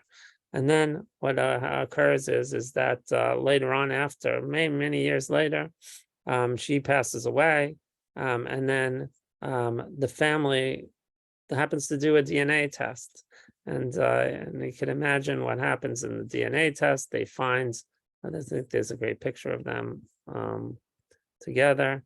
All the sisters got together. They found this. It's not here, but they have. There's a picture on it that they have all the sisters together, and they have this DNA test. I heard this pretty powerful story, so we'll listen to it. It's not a video; it's a story. So we'll listen to this pretty powerful story. This is really a mind-blowing story. It's a story about a boy who was growing up in Brooklyn, I believe it was, and as he was getting older, he was not well, he needed a kidney transplant. His kidneys were problematic and he needed a kidney transplant, and it was very serious. It was at the very beginning of the whole kidney transplant phenomenon, and they didn't have the databases were not as developed as they are now. Anyway, this kid needed a kidney transplant. So they went around, this father went around to different places, begging, taking tests. He take the swab to see if you're a match. He went around to different places, different yeshivas. Could be a very long story short, I'll just really cut to the point of this incredible story. They found a match. A boy was found to be a match, and the boy said, I'm willing to give your son a kidney. The father was elated because it did not look good. And this was mamish like a miracle that this kid from this particular place ended up being a match, that they found him, and that he was a match. Is maybe going back early 60s, maybe in the 50s, exact story, exactly, don't know exactly when it happened, but in that time frame. Anyway, about a few days before he took all the tests, checked it out. The doctor said everything is a perfect match, looks great. And this young man is going to give this sick boy, a kidney. Okay, was ready to do it. 3 days before, the boy calls up the father, the excited father whose son is, Baruch Hashem, about to get healthy. And he says, listen, I spoke over my father. My father says, absolutely not. I cannot give the kidney. So what happened? We went through all the tests. Everything looks good. What happened? Why would you not be able to give a kidney? So I don't know. My father just said, absolutely not. It's a really amazing, powerful story. Absolutely not. I will not let you do it. And he said, well, he called him up and he hung up on him. And he said, can I visit him? And he gave him that. Bottom line is, after trying here, there, and everywhere, this father goes over to the father who said, no. He knocks on his door, rings the doorbell. The father opens up the door. He sees the father of this sick kid who's about to beg him, please, let your son give my son a kidney. They're perfect matches. And he just slammed the door in his face. Knocks on the door a few minutes later, waits a few minutes, tries again. Don't you get the message? The answer is no. And he slams the door one more time. He waits maybe an hour. Maybe he hopes this time it'll work out. And he opens the door. He says, I told you, never will I let my son give your son a kidney. Now stop bothering me. And as he's about to slam the door real hard, the father sticks his foot inside the door and blocks the door from being slammed. And he says, I need an explanation. If my son's going to die, the least you can do is explain to me why you will not let your son give my son a kidney. He's healthy. The kidney's a perfect match. Why? Father looks at him and he says, you think you're going to fool me? You think I don't know who you are? You think for a second that I don't know what happened back in the concentration camps? Because I was there and I know who you are. I know you were a capo. You were one of those collaborators with the Nazis. I know exactly who you are. We were in the concentration camps together. Don't you remember me? And I had a son. And that son was 14 years old and he was working with me, and we were somehow most 14-year-olds didn't last. Most 14-year-olds were sent to gas chambers. But somehow this kid was with me, and I was able to protect my own son. We were working together. One day, this guy from another camp came by, and he sees my son. He said, "What's that kid doing here? He's too young." And he told you, he saw you, and he told you, take this kid and send him over to Barrack B, where the gas chambers were. And instead of being a man, instead of saying, I'm not doing it, instead of risking your life before killing a 14-year-old kid, what did you do? You took him. In front of my eyes, you took him. I'll never forget that day. And you took my son to that gas chamber. And now you come to me and you want me to have my son that I was able to be blessed with, separate from the one you killed, and you want him to give your son a kidney? You want me to be involved in saving your son? Never, never. And the person at the door took a breath. He says, everything you said was almost 100% true. But let me tell you the end of the story. Let me tell you what you don't know.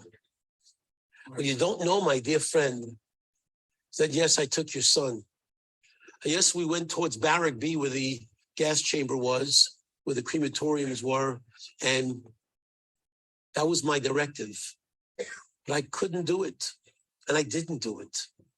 And I found a room, there was a small room on top of those barracks where I hid your son, where I hid your son every single day.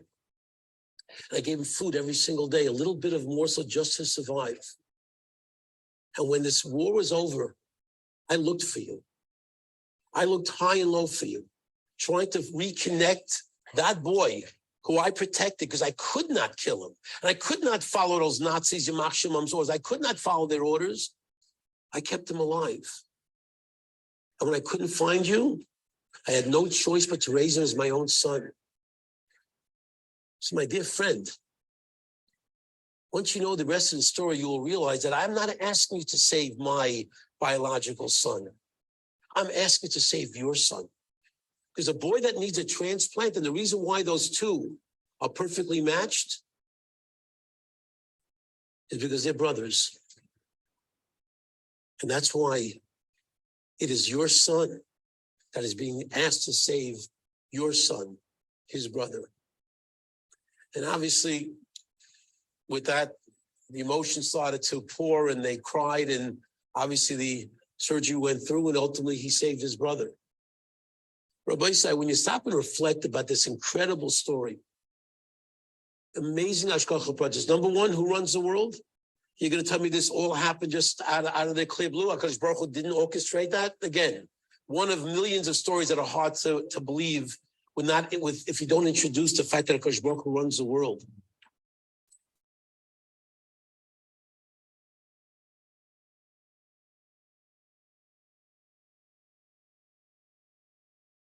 Okay, that's Kinot number 23. Kinot number 24 and 25. Again, these are also very difficult kinos to read. So we're just gonna also just we're not gonna go through these. We'll go to the next one. We'll read the next one. But I did want, these are on the kinos that have to do with the Crusades. And so there's a lot of talk about this shum, these distant communities that existed. So these are Spire, Worms, and Mainz. And so what were these communities? Who were these communities? This was really the heart of Jewish life for many years. And so I think we should have at least, there's a few different, I have another video here I was going to show, but it's this is a short one. And it shows a little bit about the German cities of Speyer, Worms, and Mainz are considered the cradle of European Judaism. That's why they were once referred to as Jerusalem on the Rhine. In medieval times, the city's Jewish residents formed a tight-knit religious community. It became the center of Ashkenazi Judaism. Jewish life has shaped these three cities for over 900 years. This Jewish quarter in Speyer dates back 1,000 years. Collectively, the cities are known as Shum sites, an acronym derived from their medieval Hebrew names.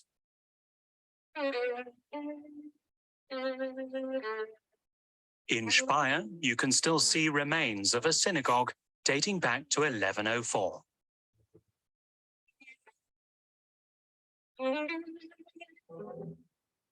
As well as remnants of a women's shul, or women's synagogue.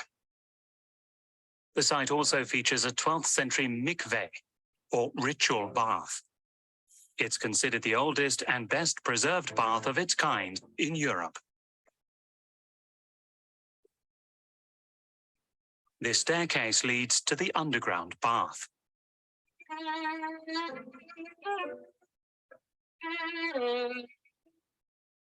Worms was an important center of Jewish life, as its 12th century Jewish quarter illustrates.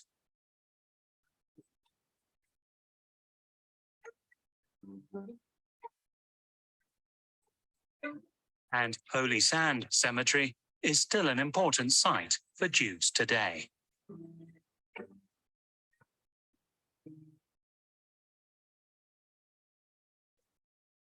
(1030, 40 ist er etwa entstanden, gleichzeitig mit der jüdischen Gemeinde, als die sich hier ansiedelte. Also wirklich ein sehr, sehr, sehr alter jüdischer Friedhof. Das sieht man auch, wenn man sich hier umschaut und die ganzen Steine sieht. Eigentlich ein Meer aus Steinen. Numerous famous rabbis and Jewish scholars are buried here at Europe's oldest Jewish cemetery. Es gibt im Jahr rund 40.000 bis 80.000 Besucher. Und sehr, sehr viele schauen sich natürlich diesen Friedhof an. Das ist für die ein ganz wichtiger Punkt für Verortung, Geschichte finden, Familiengeschichte finden, Gelehrte besuchen. Hier passiert einfach wahnsinnig viel für Juden. Worms synagogue was destroyed by the Nazis, but later rebuilt. Today, religious services are held here once more. Ja, das Gebäude ist vielleicht nicht sehr groß, aber es ist wirklich ein Gebäude mit wahnsinnig viel Zeitschichten. Begonnen im 11. Jahrhundert, mehrfach niedergebrannt in Kriegen, in den Kreuzzügen, immer wieder angegriffen. Und die Juden in Worms haben immer wieder gesagt, wir bauen das auf. Wir gehören hierher und hier möchten wir bleiben. Das zeugt natürlich von wahnsinnigem Widerstandskraft und auch von dem Wunsch, anerkannt zu sein. Countless anti-Jewish pogroms, wars, and the Nazi era wiped out much of Mainz's rich Jewish heritage. In 2010, a new synagogue was inaugurated where the old one once stood. Its architecture is unique. Ja, das Ganze ist eine Wortskulptur und zwar ist es das Wort Kedusha. Ich habe hier mal der Entwurfszeichnung vom Architekten mitgebracht.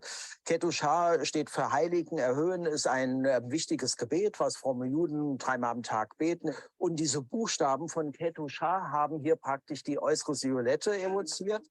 Inside, Hebrew characters adorn the walls. And here are the Torah scrolls with the 5 books of Moses. Ja, man liest die Torah mit dem Torah-Zeiger. Ja, Hand ist natürlich ganz wichtig, weil es ist Pflanzentinte. Wenn man im Sommer mit schweißigen Fingern da über die Torah-Rolle wischen würde, würde die Schrift verwischen. Es ist aber auch ein Ausdruck des Respekts vor dem Höchsten, dass man einfach nicht mit dem Finger direkt auf das biblische Wort zeigt, sondern dass man dazu einen würdigen Zeiger nimmt, um die Zeilen entlang zu fahren damit.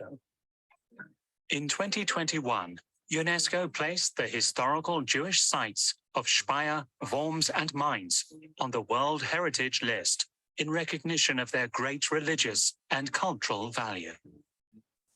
Okay. So the next 2 keynotes is about the Crusades. Kinot number 31. So this one actually we're going to sing together. It's a song. We'll go back on location with the Kinos, just a quick video from Rav Yossi.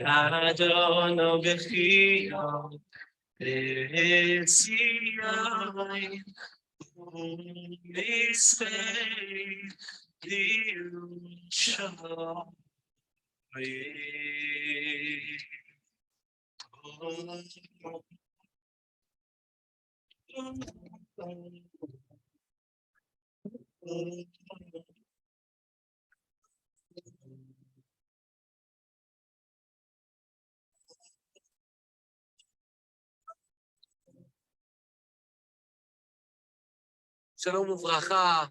We can see from here the old city, the Temple Mount. In the Kinot, we have a kina, Esh Tukad Bekirbi. This kina compares between Betzeti Mimitzrayim. When we left Egypt, we had so many good things.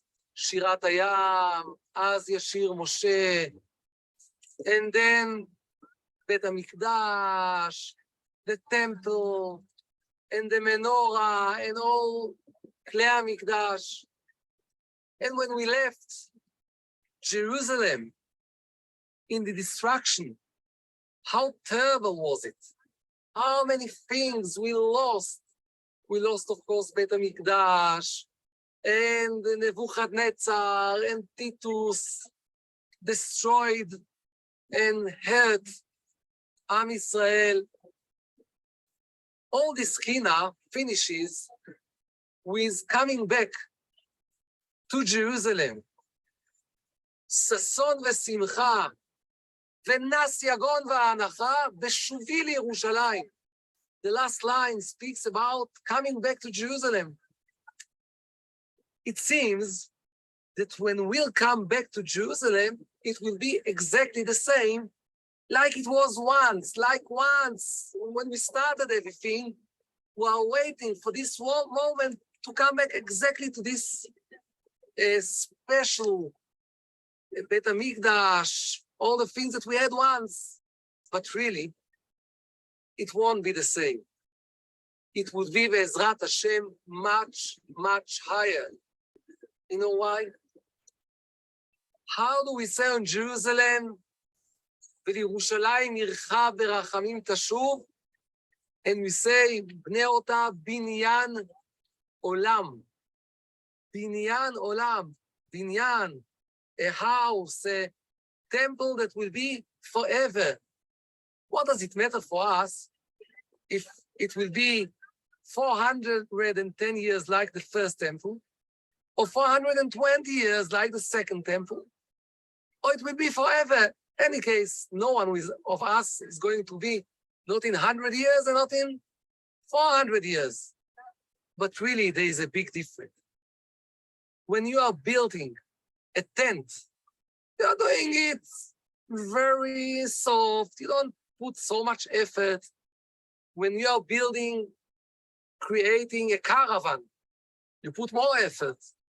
When you are building a house, you put more effort. When you are building something that you know that will be forever, wow, you put so much effort. Baruch Hashem, we have the privilege that our parents, great-grandparents didn't have. We are in redemption of Binyan Olam. When we will come back to Jerusalem, and Baruch Hashem, we are in the middle of the way. When we have the new temple, it won't be like once. It will be much higher. This is Binyan Olam. We have a privilege to be in our redemption, in Geula of Binyan Olam, and Ezrat Hashem, like we are here in the middle of Geula, of redemption, we sit together in Binyan Bet HaMikdash, Bimera B'Yameinu Amen. All right, so this one we'll sing together. It's one of two that we're going to sing together. All right, so the tune goes up when we talk about leaving Mitzrayim and down when we talk about being kicked out of Yerushalayim. So it goes like this. Eish tukad bekir bi ba'alosi ali bi b'tseisi mi Mitzrayim kini ma'ira laman azkira b'tseisi mi Yerushalayim Az Yoshir Moshe Shir Lo Yinashe B'Tzeisi Mitzrayim Ikonen Yirmiyav Nanein and Yadetzeisi Mirushalayim Beis Konan V'Shachan V'Ha'anan B'Tzeisi Mitzrayim V'Chamas El Shachna Alai Ka'anana B'Tzeisi Mirushalayim Galeyam Ramo V'Cha Choma Kamo B'Tzeisi Mitzrayim Zidunim Shatufu V'Al Roshi Tafu B'Tzeisi Mirushalayim Dagan Shamayim Mitzor Yezuvu Mayim B'Tzeisi Mitzrayim Lana Meromim Mayim Hamarim B'Tzeisi Mirushalayim Ashkem Be'are B'Tzavivos Har Chore B'Tzeisi Mitzrayim Kores El Evel Al Naros Bavel B'Tzeisi Mirushalayim Mare Kavod Adonai Ke'eshol Cheles Lefanai B'Tzeisi Mitzrayim V'charav L'tushav U'letevach Nitushav B'Tzeisi Mirushalayim Zevecha Mincha V'Shemen Amishcha B'Tzeisi Mitzrayim Segulas El Lekucha Kitzon L'tivcha B'Tzeisi Mirushalayim Chagim B'Shabbat Sos Movsim Ve'osos B'Tzeisi Mitzrayim Tanis Ve'evel Rodov HaChavel B'Tzeisi Mirushalayim Tovo Al-Halim Le'arba Degalim B'Tzeisi Mitzrayim Ala Yishmaelim U'Machanos Arelim B'Tzeisi Mirushalayim Yovel Shmita Ve'eret Shoketa B'Tzeisi Mitzrayim Machor Latzmich Sus Ve'Korus Ve'Chasus B'Tzeisi Mirushalayim Kaporas Ve'aron Ve'avnei Zecharon B'Tzeisi Mitzrayim Ve'avnei HaKala U'chlei HaBala B'Tzeisi Mirushalayim Levim HaAronim V'Shivim Zekenim B'Tzeisi Mitzrayim Nogsim Umonim Umochrim V'Konim B'Tzeisi Mirushalayim Moshe Yereu V'Aaron Yincheu B'Tzeisi Mitzrayim V'Nu Chad Netzar V'ad Daryanos Kesar B'Tzeisi Mirushalayim Na'arocha Melchama V'Adonai Shama B'Tzeisi Mitzrayim Rachak B'Menu V'Neinenu B'Tzeisi Mirushalayim Sisrei Parochas V'Sidrei Marechas B'Tzeisi Mitzrayim Chema Nitechas V'Alai Sochachas B'Tzeisi Mirushalayim Ola Zvachim V'Ishay Nechonchim B'Tzeisi Mitzrayim B'Cherev Midu Karim B'nei Tzion Hayikarim B'Tzeisi Mirushalayim Pare Mikvaos Lechavod Nekbaos B'Tzeisi Mitzrayim Shrikos Asiruos Kolos Vizavaos B'Tzeisi Mirushalayim Tzeitzi Hazahav Hamam Shel V'Raha B'Tzeisi Mitzrayim Hushlach Nezer V'Afes HaEzer B'Tzeisi Mirushalayim Kedusha U'Nevuah U'Chavod Adonai Nira B'Tzeisi Mitzrayim Nig'ala Mora Beruach Hatuma B'Tzeisi Mirushalayim Rina V'Yeshua V'Chatzos Ros Hatirua B'Tzeisi Mitzrayim Zakas Ololo B'Nakas Chalol B'Tzeisi Mirushalayim Shulchan U'Menorah V'Chalil Torah B'Tzeisi Mitzrayim Eli V'So'eva Upesel ha'omatzeva b'tzeisi Mirushalayim Torah u'teuda chlei ha'chemda b'tzeisi Mitzrayim Sasam v'simcha v'nasyagon v'anaka b'shuvi l'Yerushalayim. Okay. Just so this, we're not going to read this Kinnot either. But I did want to see what happened to the Jews of Russia. Such a giant. I have so many of these. I had to cut out some. There was so many different things I wanted to do. So maybe for future, hopefully we won't ever have this again for future years. You could look it up yourself. But if we do have, I'll come back to this theme maybe a little bit. But I shall. Arouse morning, I shall drag out grief. Woe is unto me, though the weeping, and I'm embittered because of the fury. The tormentor who has strewed my path with thorns, alas to me. He God lengthened the exile, and my heart grew timid. Woe was to me. So what happened to the Jews of Russia in that whole area? So I felt like I just couldn't go without showing, what happened to the story to them of them. During the 18th century, the Jews of Russia were lucky to be spared from the worst horrors of Europe. No inquisitions, crusades, or expulsions. However, they were restricted to a single tract of land, the Pale of Settlement, and forced to live in often poor villages called shtetls. These unique Jewish communities created innovations that revolutionized Jewish thought and education until a reign of terror brought it all to an end.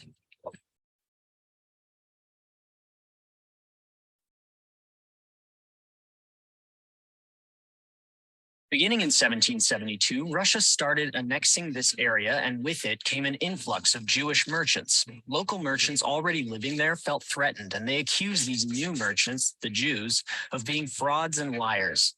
In 1791, Catherine the Great responded by confining the entire Jewish population to a 1 million square kilometer tract, the Pale of Settlement. That may seem spacious, but within it, Jews were restricted from settling in good rural areas, villages, almost the entire northern province, and plenty of cities. They were almost entirely confined to shtetls. On top of the restrictions, the region became a magnet for waves of anti-Semitic violence. The stereotypical Yiddish-speaking farmer, tailor, shoemaker, old world image depicted in Fiddler on the Roof and Yentl was a fairly accurate portrayal of the shtetl existence. Each shtetl had their own schools, kosher butchers, synagogues, and ritual baths. From around 1790 to 1840, there was a sort of golden age, a thriving time economically, communally, and religiously. While every Pale community was different, they all shared rampant poverty. The population relying on welfare almost never dipped below 14% and reached as high as an estimated 33%. Tzedakah, charity, remained an unnegotiable priority. No matter how desperate things got, almost no one starved to death. The poor had health care, students had clothing, brides had dowries, and orphans received an education. Though the shtetl was not materially blessed, it flourished spiritually. Towards the end of the 1700s, the growth of the Hasidic movement emerged and became the genesis of dynasties that are still prevalent today. As the rulers changed, so did the Jews' situation, sometimes for the better. In 1804, for instance, Jewish farmers and manufacturers gained the right to send their children to Russian schools. But in 1825, a xenophobic tyrant, Nicholas I, began mandatory military conscription. Though a similar system was started 100 years earlier, Nicholas kicked things up a notch by pulling children as young as 10 from their homes to be educated in military schools and to eventually serve in the Russian army for 25 years. This threatened the transmission of Jewish religion, culture, and identity to the next generation. The very fabric of Jewish life was in jeopardy. Jewish leaders were forced to fill quotas of how many boys to send from each community. A devastating dilemma. The Jews who were more well off bribed their way out of conscription, but the vast majority had far fewer options. Some even resorted to such measures as cutting off their sons' right index fingers. No trigger finger meant no gunfire, which hopefully meant an exemption from service, a possible death sentence. Many of those that didn't die in warfare cracked under the pressure and converted to Christianity or simply lost their Jewish identity altogether. This system lasted for about 30 years until around 1856, when a more compassionate czar widened the Pale of Settlement and allowed Jews to practice medicine, crafts, and trade. During this era, Rabbi Chaim ben Isaac, known as Chaim of Volozhin, revolutionized Jewish education with the modern yeshiva. With the goal of making Torah education available to any Jew, he guaranteed tuition support and a revolutionary curriculum. Russian authorities opposed the yeshiva system, demanding that it provide secular education and teach in Russian, not Yiddish. After years of struggle, they closed their doors rather than caved to the demands, but not before becoming the international model for the modern yeshiva. This is also when the Musar movement began, which prioritized fundamental character development like kindness and fostering a fulfilling relationship with God. This movement ran parallel to the more law-focused traditional Talmudic study of the time. It is also the basis of many moral teachings in Judaism today. But for each step forward, there was always pushback with subsequent shifts in power. Alexander III, who assumed the throne in 1881, blamed his father's assassination on the Jews. This was, unsurprisingly, a complete fabrication. Nevertheless, the accusation led to waves of pogroms.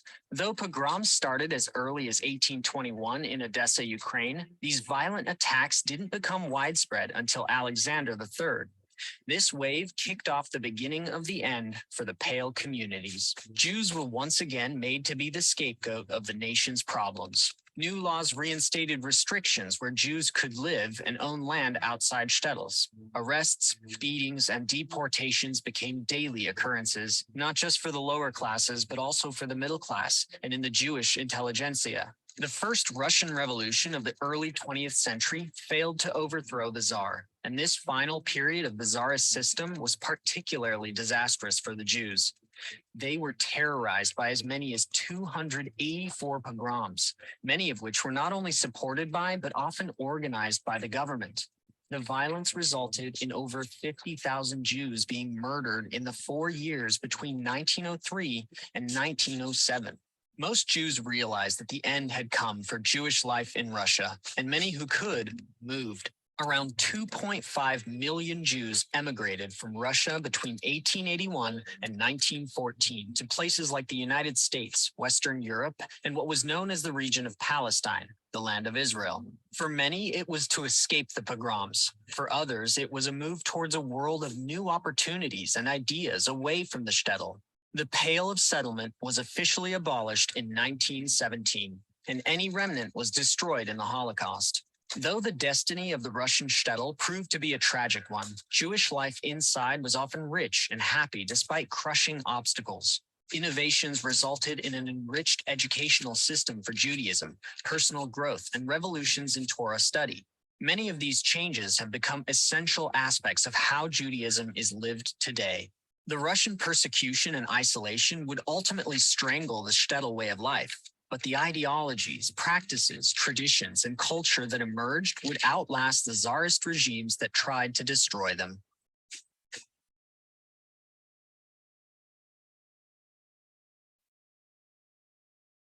During the 18th century, the Jews of Russia. Okay.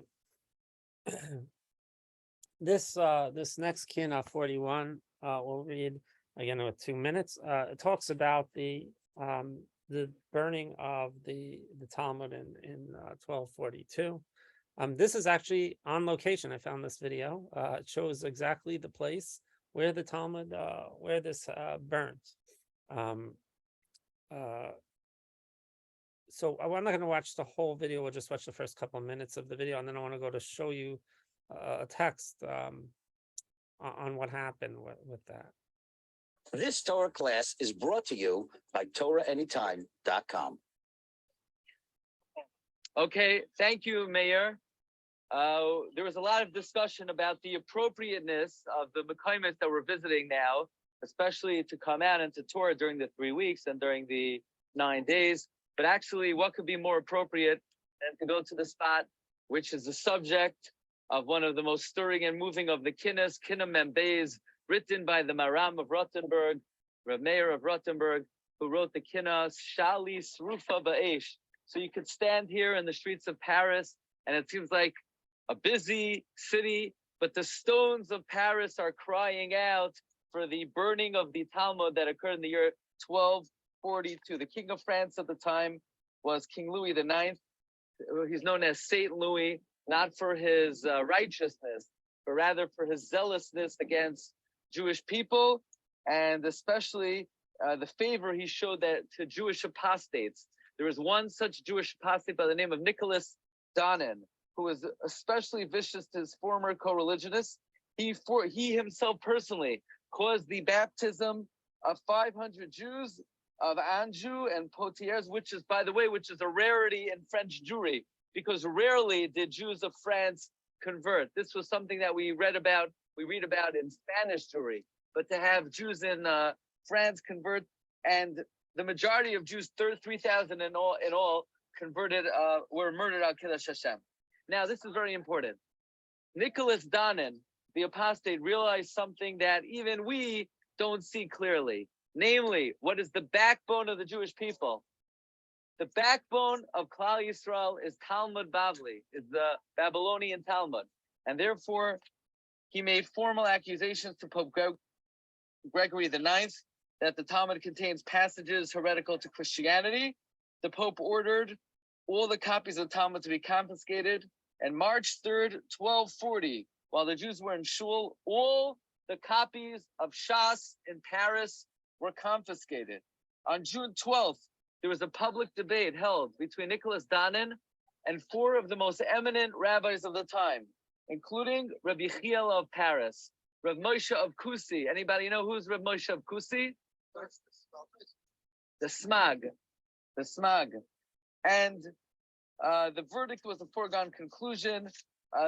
Now, the Talmud would have been burnt immediately if not for the one friend we had in the court, and that is the Bishop of Sens, who tried to defend the Talmud. However, immediately, the Bishop of Sens convulsed in a grotesque death right in front of King Louis, and the monks convinced King Louis that this was a heavenly punishment for him defending the Shas, and the king then put into the burning of the Shas into motion. 1,200 manuscripts of the Talmud were condemned to be burned, and you have to understand this is 200 years before the advent of the printing press. One volume of Shas could take many, many years to write, including works of Rishonim, Kisveyat of Rishonim, that because they were burnt, they were never again recovered. And the burning of the Shas occurred Erev Shabbos, Parshas Chukas. And they made a She'elas Chaloim. Okay. This So- Torah class is brought to I'm you. going to show you. This is a citation from a book, The History of Medieval Jewry by Benjamin Sendler. And he talks about this question of Rabbeinu Yonah. So Yonah ben Avrams certainly saw it. And so what he did, this is all based on a letter. So he says, following the extract from a letter that his student Hillel HaChassid wrote to Rav Yitzchak HaRofet, the letter of Rav Hillel HaChassid. This is what Rav Hillel HaChassid wrote, this letter. So he says, Rabbeinu Yonah of Barcelona, originally from Gerona, was the primary instigator of the controversy that brought about all the calamities that befell the Jews in France. At the time, Rabbeinu Yonah's heart melted within him, and he vowed to make a pilgrimage to the Rambam's grave. In other words, he's the one who brought, according to this, he's the one who brought them to eventually burn the Rambam. That's the place that they burnt the Rambam. They burnt the Rambam, and then right after they burnt the Rambam, they burnt the Talmud. So like once the fires were going to burn the Rambam, once we had come out against each other, and it's one thing to debate and to argue and to say, but once we start burning each other, right, burning the books, burning the thoughts, delegitimizing each other, so then once the fire begins, it's very hard to put out. So he saw that after he led the way to burn the Rambam, that then the fires came and burnt all these Jewish manuscripts. It's at the time Rav Yonah's heart melted within him, and he vowed to make a pilgrimage to the Rambam's grave and remain there for 7 days, begging forgiveness from the Rambam for slandering his works. He publicly confessed in his words, I am embarrassed and I regret that I opened my mouth against the holy master of Moshe ben Mammon and his works. And I say for now, for all those to hear, Moshe is true and his Torah is true, and we are all frauds. Now, this is the whole thing. And it says, because of this, he eventually wrote, he eventually writes Shari Tshuva, the book that people read during Elul on doing tshuva. This is the only source for this story that he actually wrote it, and that this whole thing for about Rabbeinu Yonah we don't really know besides this letter. But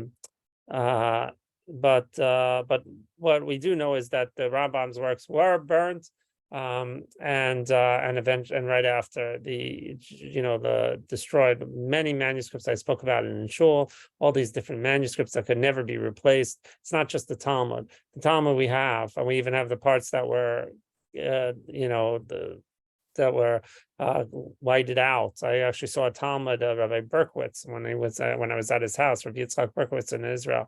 He has a Talmud that actually shows the censorship on the Talmud. But we have the Talmud, but all the different works that we lost, that were just manuscripts, were all destroyed.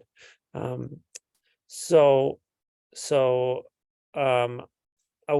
show a quick video of how do we maintain our peoplehood.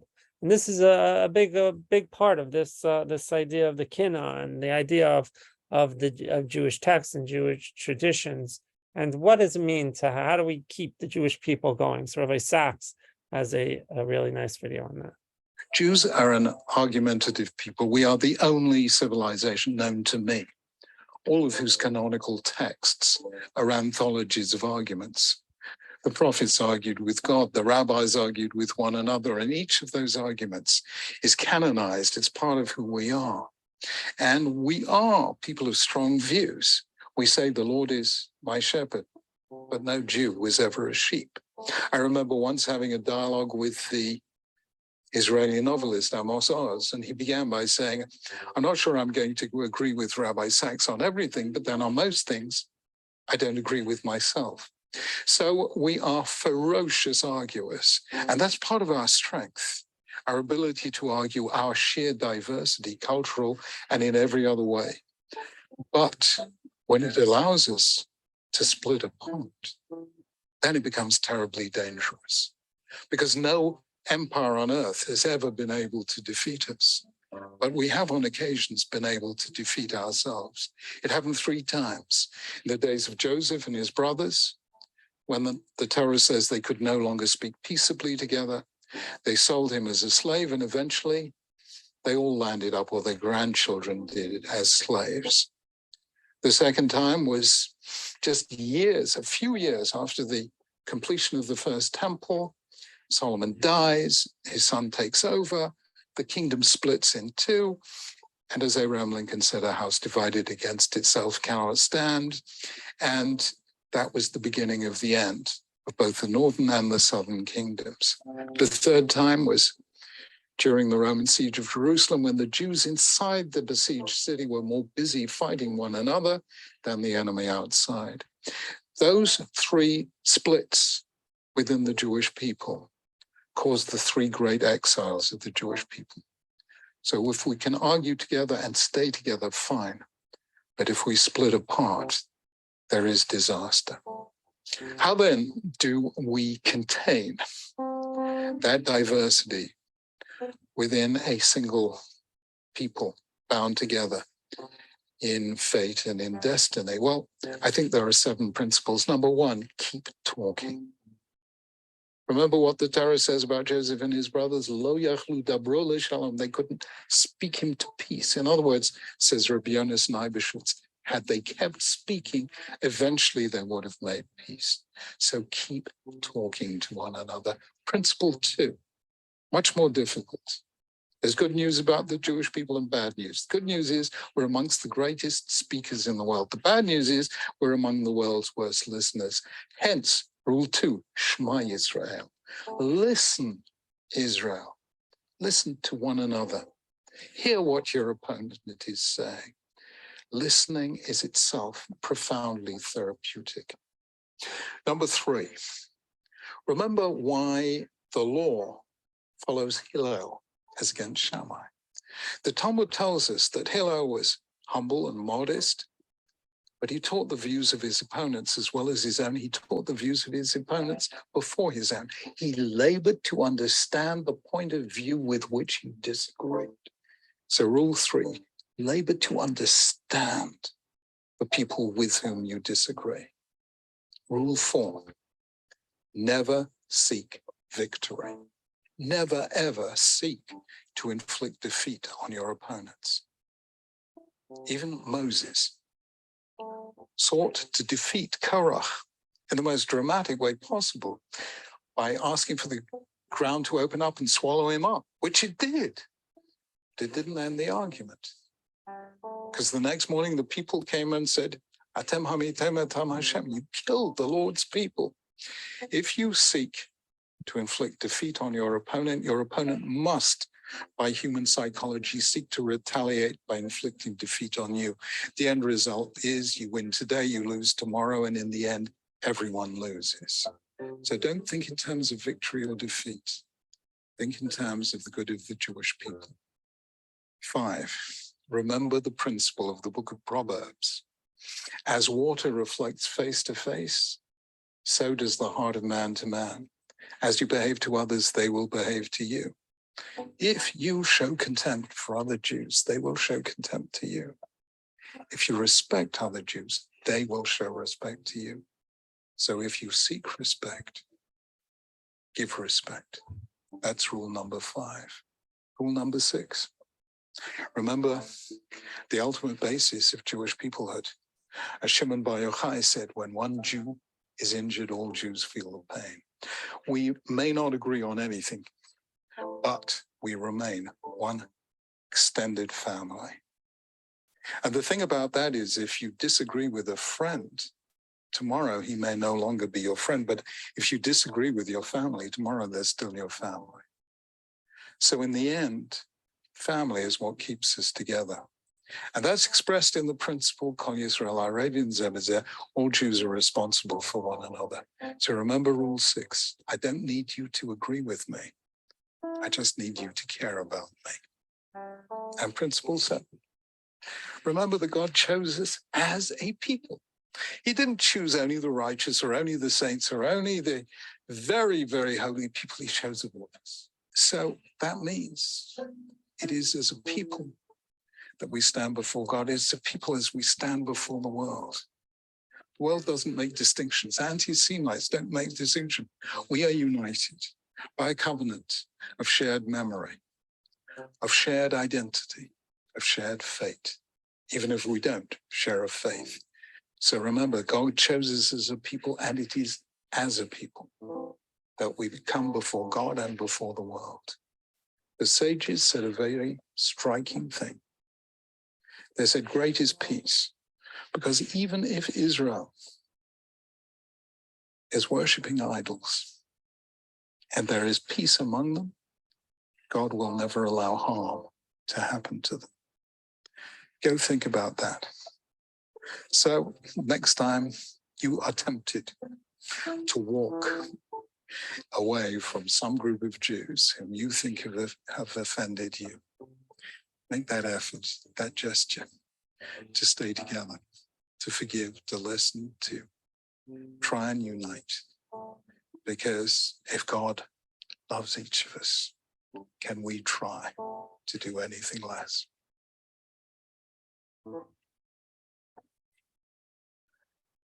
How much we miss Rabbi Sachs, how important his words are.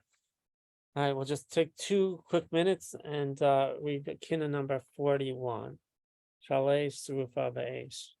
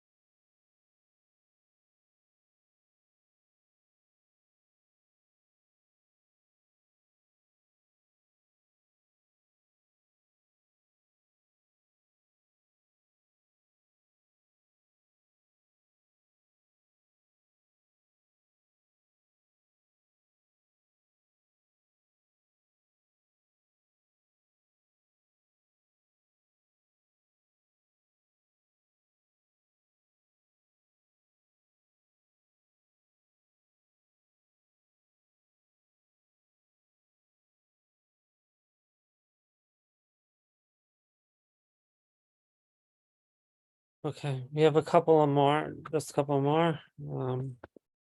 So the last real big one is the Holocaust Kinnot. We have to do, this is our lifetime, family, our lifetime. So this is pretty powerful, very hard to watch, but very important to watch. Auschwitz-Birkenau, a day in the worst Nazi concentration camp. What happened in these camps? This video is very well done. And so I figured this should be the one. I had there's so many to pick from, unfortunately, to represent the Holocaust, but I thought this one was just really very professionally done and brings the whole experience to life. When the Allied forces entered the camps at Auschwitz on January the 27th, 1945, what they found was a tragic scene of mass extermination, the likes of which our world had never witnessed before. After Germany sparked World War II and invaded Poland, the Schutzstaffel, more commonly known as the SS, would convert Auschwitz I into a prisoner of war camp. Later on, construction of Auschwitz II, Birkenau, started, which would become the site of countless atrocities.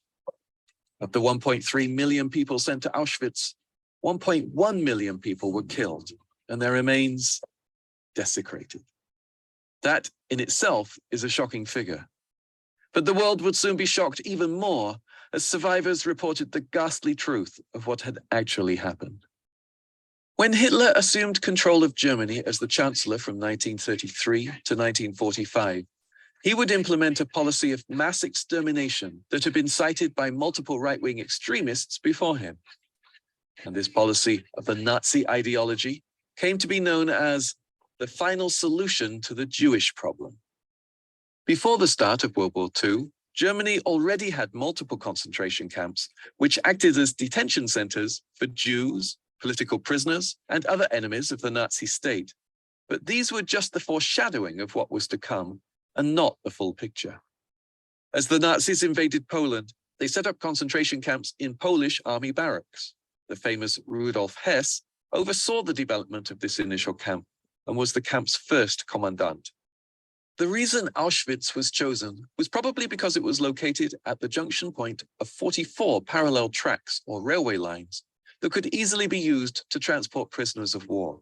Rudolf Hess would also order the construction of a crematorium, initially intended to be used as a way to burn bodies of executed prisoners or who had otherwise died. But by May 1942, 3 ovens had been installed, which could burn 340 bodies in 24 hours. And these began to be used to kill even those prisoners who were alive. In this way, the crematoriums would become a symbol of the ruthlessness of the Nazi regime and their disregard for human life. The Nazis would continue building chambers like these and would construct a total of 5. When Himmler visited the camp in March of 1941, he ordered that the camp be expanded to ensure that even more victims could be sent to Auschwitz. This resulted in the construction of a second camp in close proximity to the original camp called Auschwitz II Birkenau, and it was completed in October 1941. The original camp could hold about 15,000 prisoners of war, while Birkenau could hold more than 90,000. An astounding number, which showed how the Nazi regime was just getting started and which made sure that Birkenau would become the site of countless atrocities against the human race itself. The prisoners of war included a majority of Jews, which composed nearly 1.1 million of the 1.3 million total prisoners. The other prisoners, about 200,000, were predominantly made up of non-Jewish Poles, Roma people, Gypsies, homosexuals, Soviet prisoners of war, and those who were mentally unfit to be used in Hitler's grand plan for Europe. As one of the greatest tragedies of world history, the scale of horror, death, and torture inflicted on the prisoners of war is hard to grasp, and even harder to comprehend. When the Soviet Red Army finally reached Auschwitz, they found a giant pile of shoes, which had been left behind by the victims of this inhumane tragedy, and photographed it. The picture is powerful yet haunting, and exemplifies the brutality of the Nazi regime. for which human life meant nothing. At Auschwitz, prisoners would arrive crammed into cattle wagons in the worst conditions imaginable. But what waited for them was even worse. On their arrival, they would be given triangular pieces of clothes, which were sewn into their jackets above their prisoner number. By July 1942, a large portion of those that were sent to the camps at Auschwitz were of Jewish descent. These victims would be examined by Nazi doctors, and those that they considered unfit for work or duty were immediately sent to take a shower in bathrooms. But these showers would be of a lethal kind, and these bathrooms were actually disguised gas chambers, as this was just a method to whittle down the number of unfit prisoners. These would include young children, elderly couples, pregnant women, and the mentally or physically infirm. Once the unfit prisoners would be inside the gas chambers, they would be exposed to a lethal poison gas called Zyklon B. The biggest tragedy surrounding this entire episode was that these prisoners were never registered in the Nazi database, and therefore it is impossible to find out the true extent of horrible atrocities committed against the weak and the old. Political prisoners would wear a red triangle sewn into their shirts, while German criminals would have a green piece. Prostitutes, gypsies, and the Roma would wear black, and homosexuals would wear pink.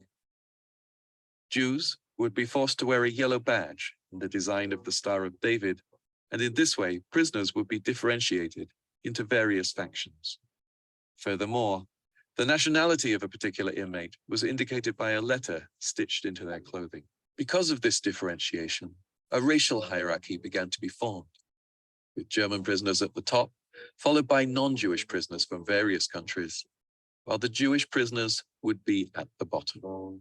Those that did survive the initial gas chambers would be forced into a life of slavery, where many would die from overexhaustion, diseases, a lack of nutrition, and many more would succumb to the daily struggle that was life in Auschwitz. For the men, the day would begin at 4:30 a.m., with the women rising up even earlier, when the block supervisor would ring a gong, signaling the start of daily labor and slavery. The block supervisor would go around beating the inmates with a stick in order to make them use the latrine quickly. The sanitary arrangements were, of course, absolutely horrible and led to many infections and diseases. For their breakfast, prisoners would only receive 500 milligrams of coffee substitute in order to keep them working. After this, a second gong would be rung in order to call all of the inmates outside and make them stand in neat rows of tens so they could be counted. These inmates would be forced to stand outside for hours on end until the SS officers came for the count. After recounting and making sure every prisoner was present, work would commence. No rest periods were allowed, and even the latrine breaks would be recorded so that the officers could completely control every free second of the inmates' lives. Lunch would be served at midday and consisted of a watery soup that was reported to be disgusting and unhygienic. The evening meal would be a measly 300 grams of bread, which was mostly moldy and unfit for eating. After the day's work would end, a second roll call would take place where floggings and hangings were common. Many would be punished for any infractions that they might have caused. If any prisoner was missing, the rest would be forced to stand in roll call until and unless the missing prisoner in question was found. At nighttime, the prisoners, exhausted from the hellish labor and the ruthlessness of their Nazi officers, would go to rest and receive their mail. Jewish prisoners would not be allowed any mail, and thus were even kept deprived of any family news on the outside. For sleep, thousands of prisoners would be forced into a single wooden or brick barrack, and as soon as the nighttime curfew gong was sounded, Auschwitz would go completely silent. In the darkness of night, only one madman would continue his experiments. That madman would be Josef Mengele, who had come to be known as the Angel of Death for his crude and inhumane experiments on Jewish prisoners. He would experiment on babies no older than a few months old, and it was his genocidal nature that prolonged the suffering of hundreds of thousands of victims. The night of terror is long and frightening, but it too must come to a close and give way to the light of the morning sun. In 1945, the Soviet army entered Auschwitz, finding approximately 7,800 sick detainees while an estimated 60,000 had been sent on a grueling death march where many more would lose their lives. More than 1 million would lose their lives in this horrific tragedy. The pain and sacrifices of those people should never be forgotten, lest we face another tragedy like this.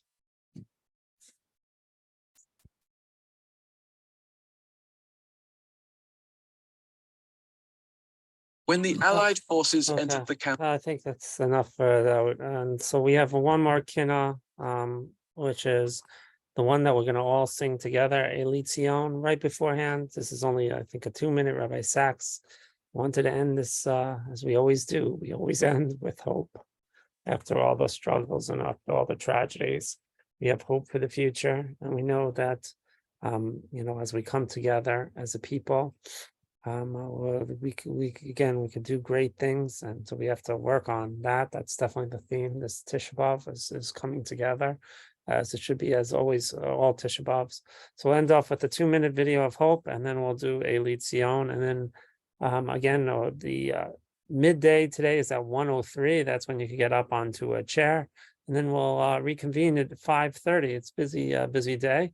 Where we'll have the videos for the Chavetz Chaim till 7:20. That's Mincha, and then after 7:20, we have the Shanzers are going to tell us their own personal story of being saved and rescued from France, and then we'll end off with Ma'ariv and at 8:40, and the fast ending at 8:52.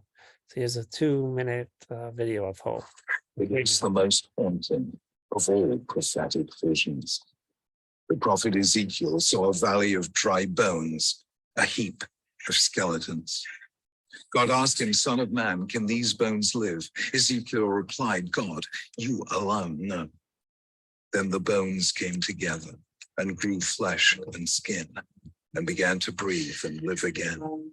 Then God said, "Son of man, these bones are the whole house of Israel. They say our bones are dried up. Uvda tikvatenu, our hope is lost. Therefore prophesy and say to them, this is what God says. My people, I am going to open your graves and bring you up from them. I will bring you back to the land of Israel."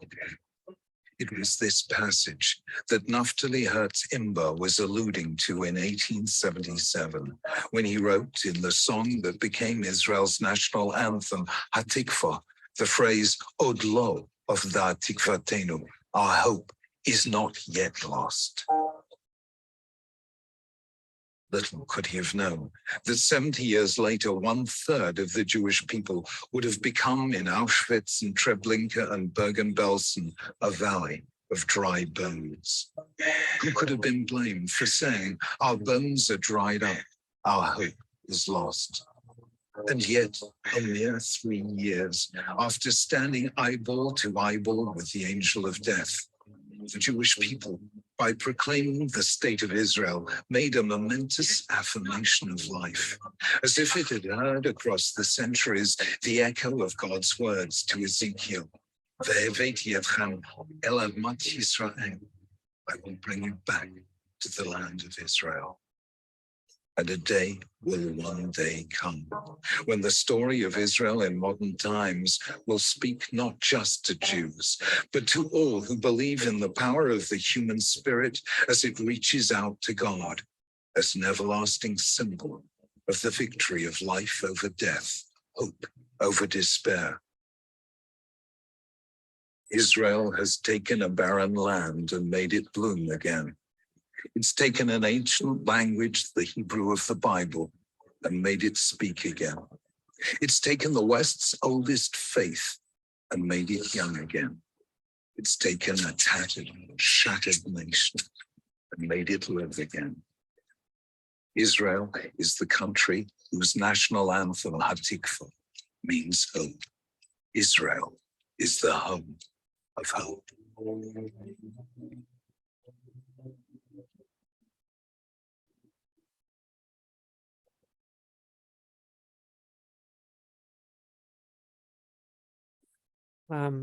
There's one, sorry, I just want to go back to one thing.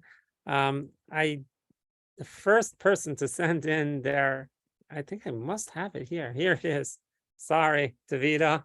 I missed Davita's mother. She's texted me. I missed it, but it's actually here. She gave me the very first one to send it in. Just want to read that, and then we're gonna all ask everybody to unmute, and we'll all say Eli Tzion. So Margaret Winsberry Brock, mother of Davida Statmauer. My mother was born in Kiel, Germany in 1927 and grew up in Berlin. Her family emigrated to the U.S., Washington Heights in 1939, the August before Kristallnacht. Most of her family perished in the Holocaust. She married my father and raised me, my brothers and sisters in Forest Hills, where she and my father were active in the newly formed Young Israel of Forest Hills, with my mother serving as sister president. We then moved to Kew Garden Hills, where my mother, a former homemaker, began a long tenure at Yeshiva Central Queens as administrative assistant to several principals. My mother moved to the Ataria on her retirement, and shortly after the passing of my father, musician and school administrator Jack Block, she lived out her last few years closer to me at Daughters of Israel. I'm sorry, Vida, I left that out. I hope you're still on the this presentation. Okay, so now I'll ask everybody to unmute and it's Kinot Mem Hey. We're going to sing it together and hope that this is the very last Tisha B'Av. Eli Tzion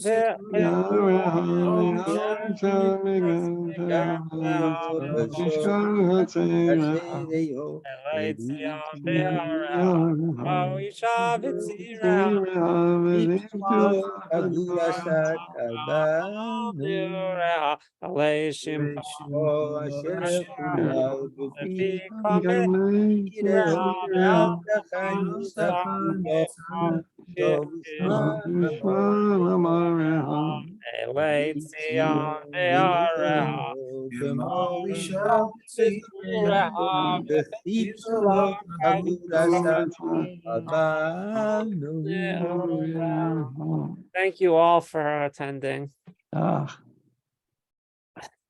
Rabbi, thank you very much. Thank you, Rabbi. Thank you. Very Thank you, Rabbi. Thank you, Rabbi. Thanks. Thanks. Next year in Yerushalayim, Rabbi. Next year in Yerushalayim. Amen. Thank you, Rabbi. Thank you. Yep. Thank you very much. Thank you.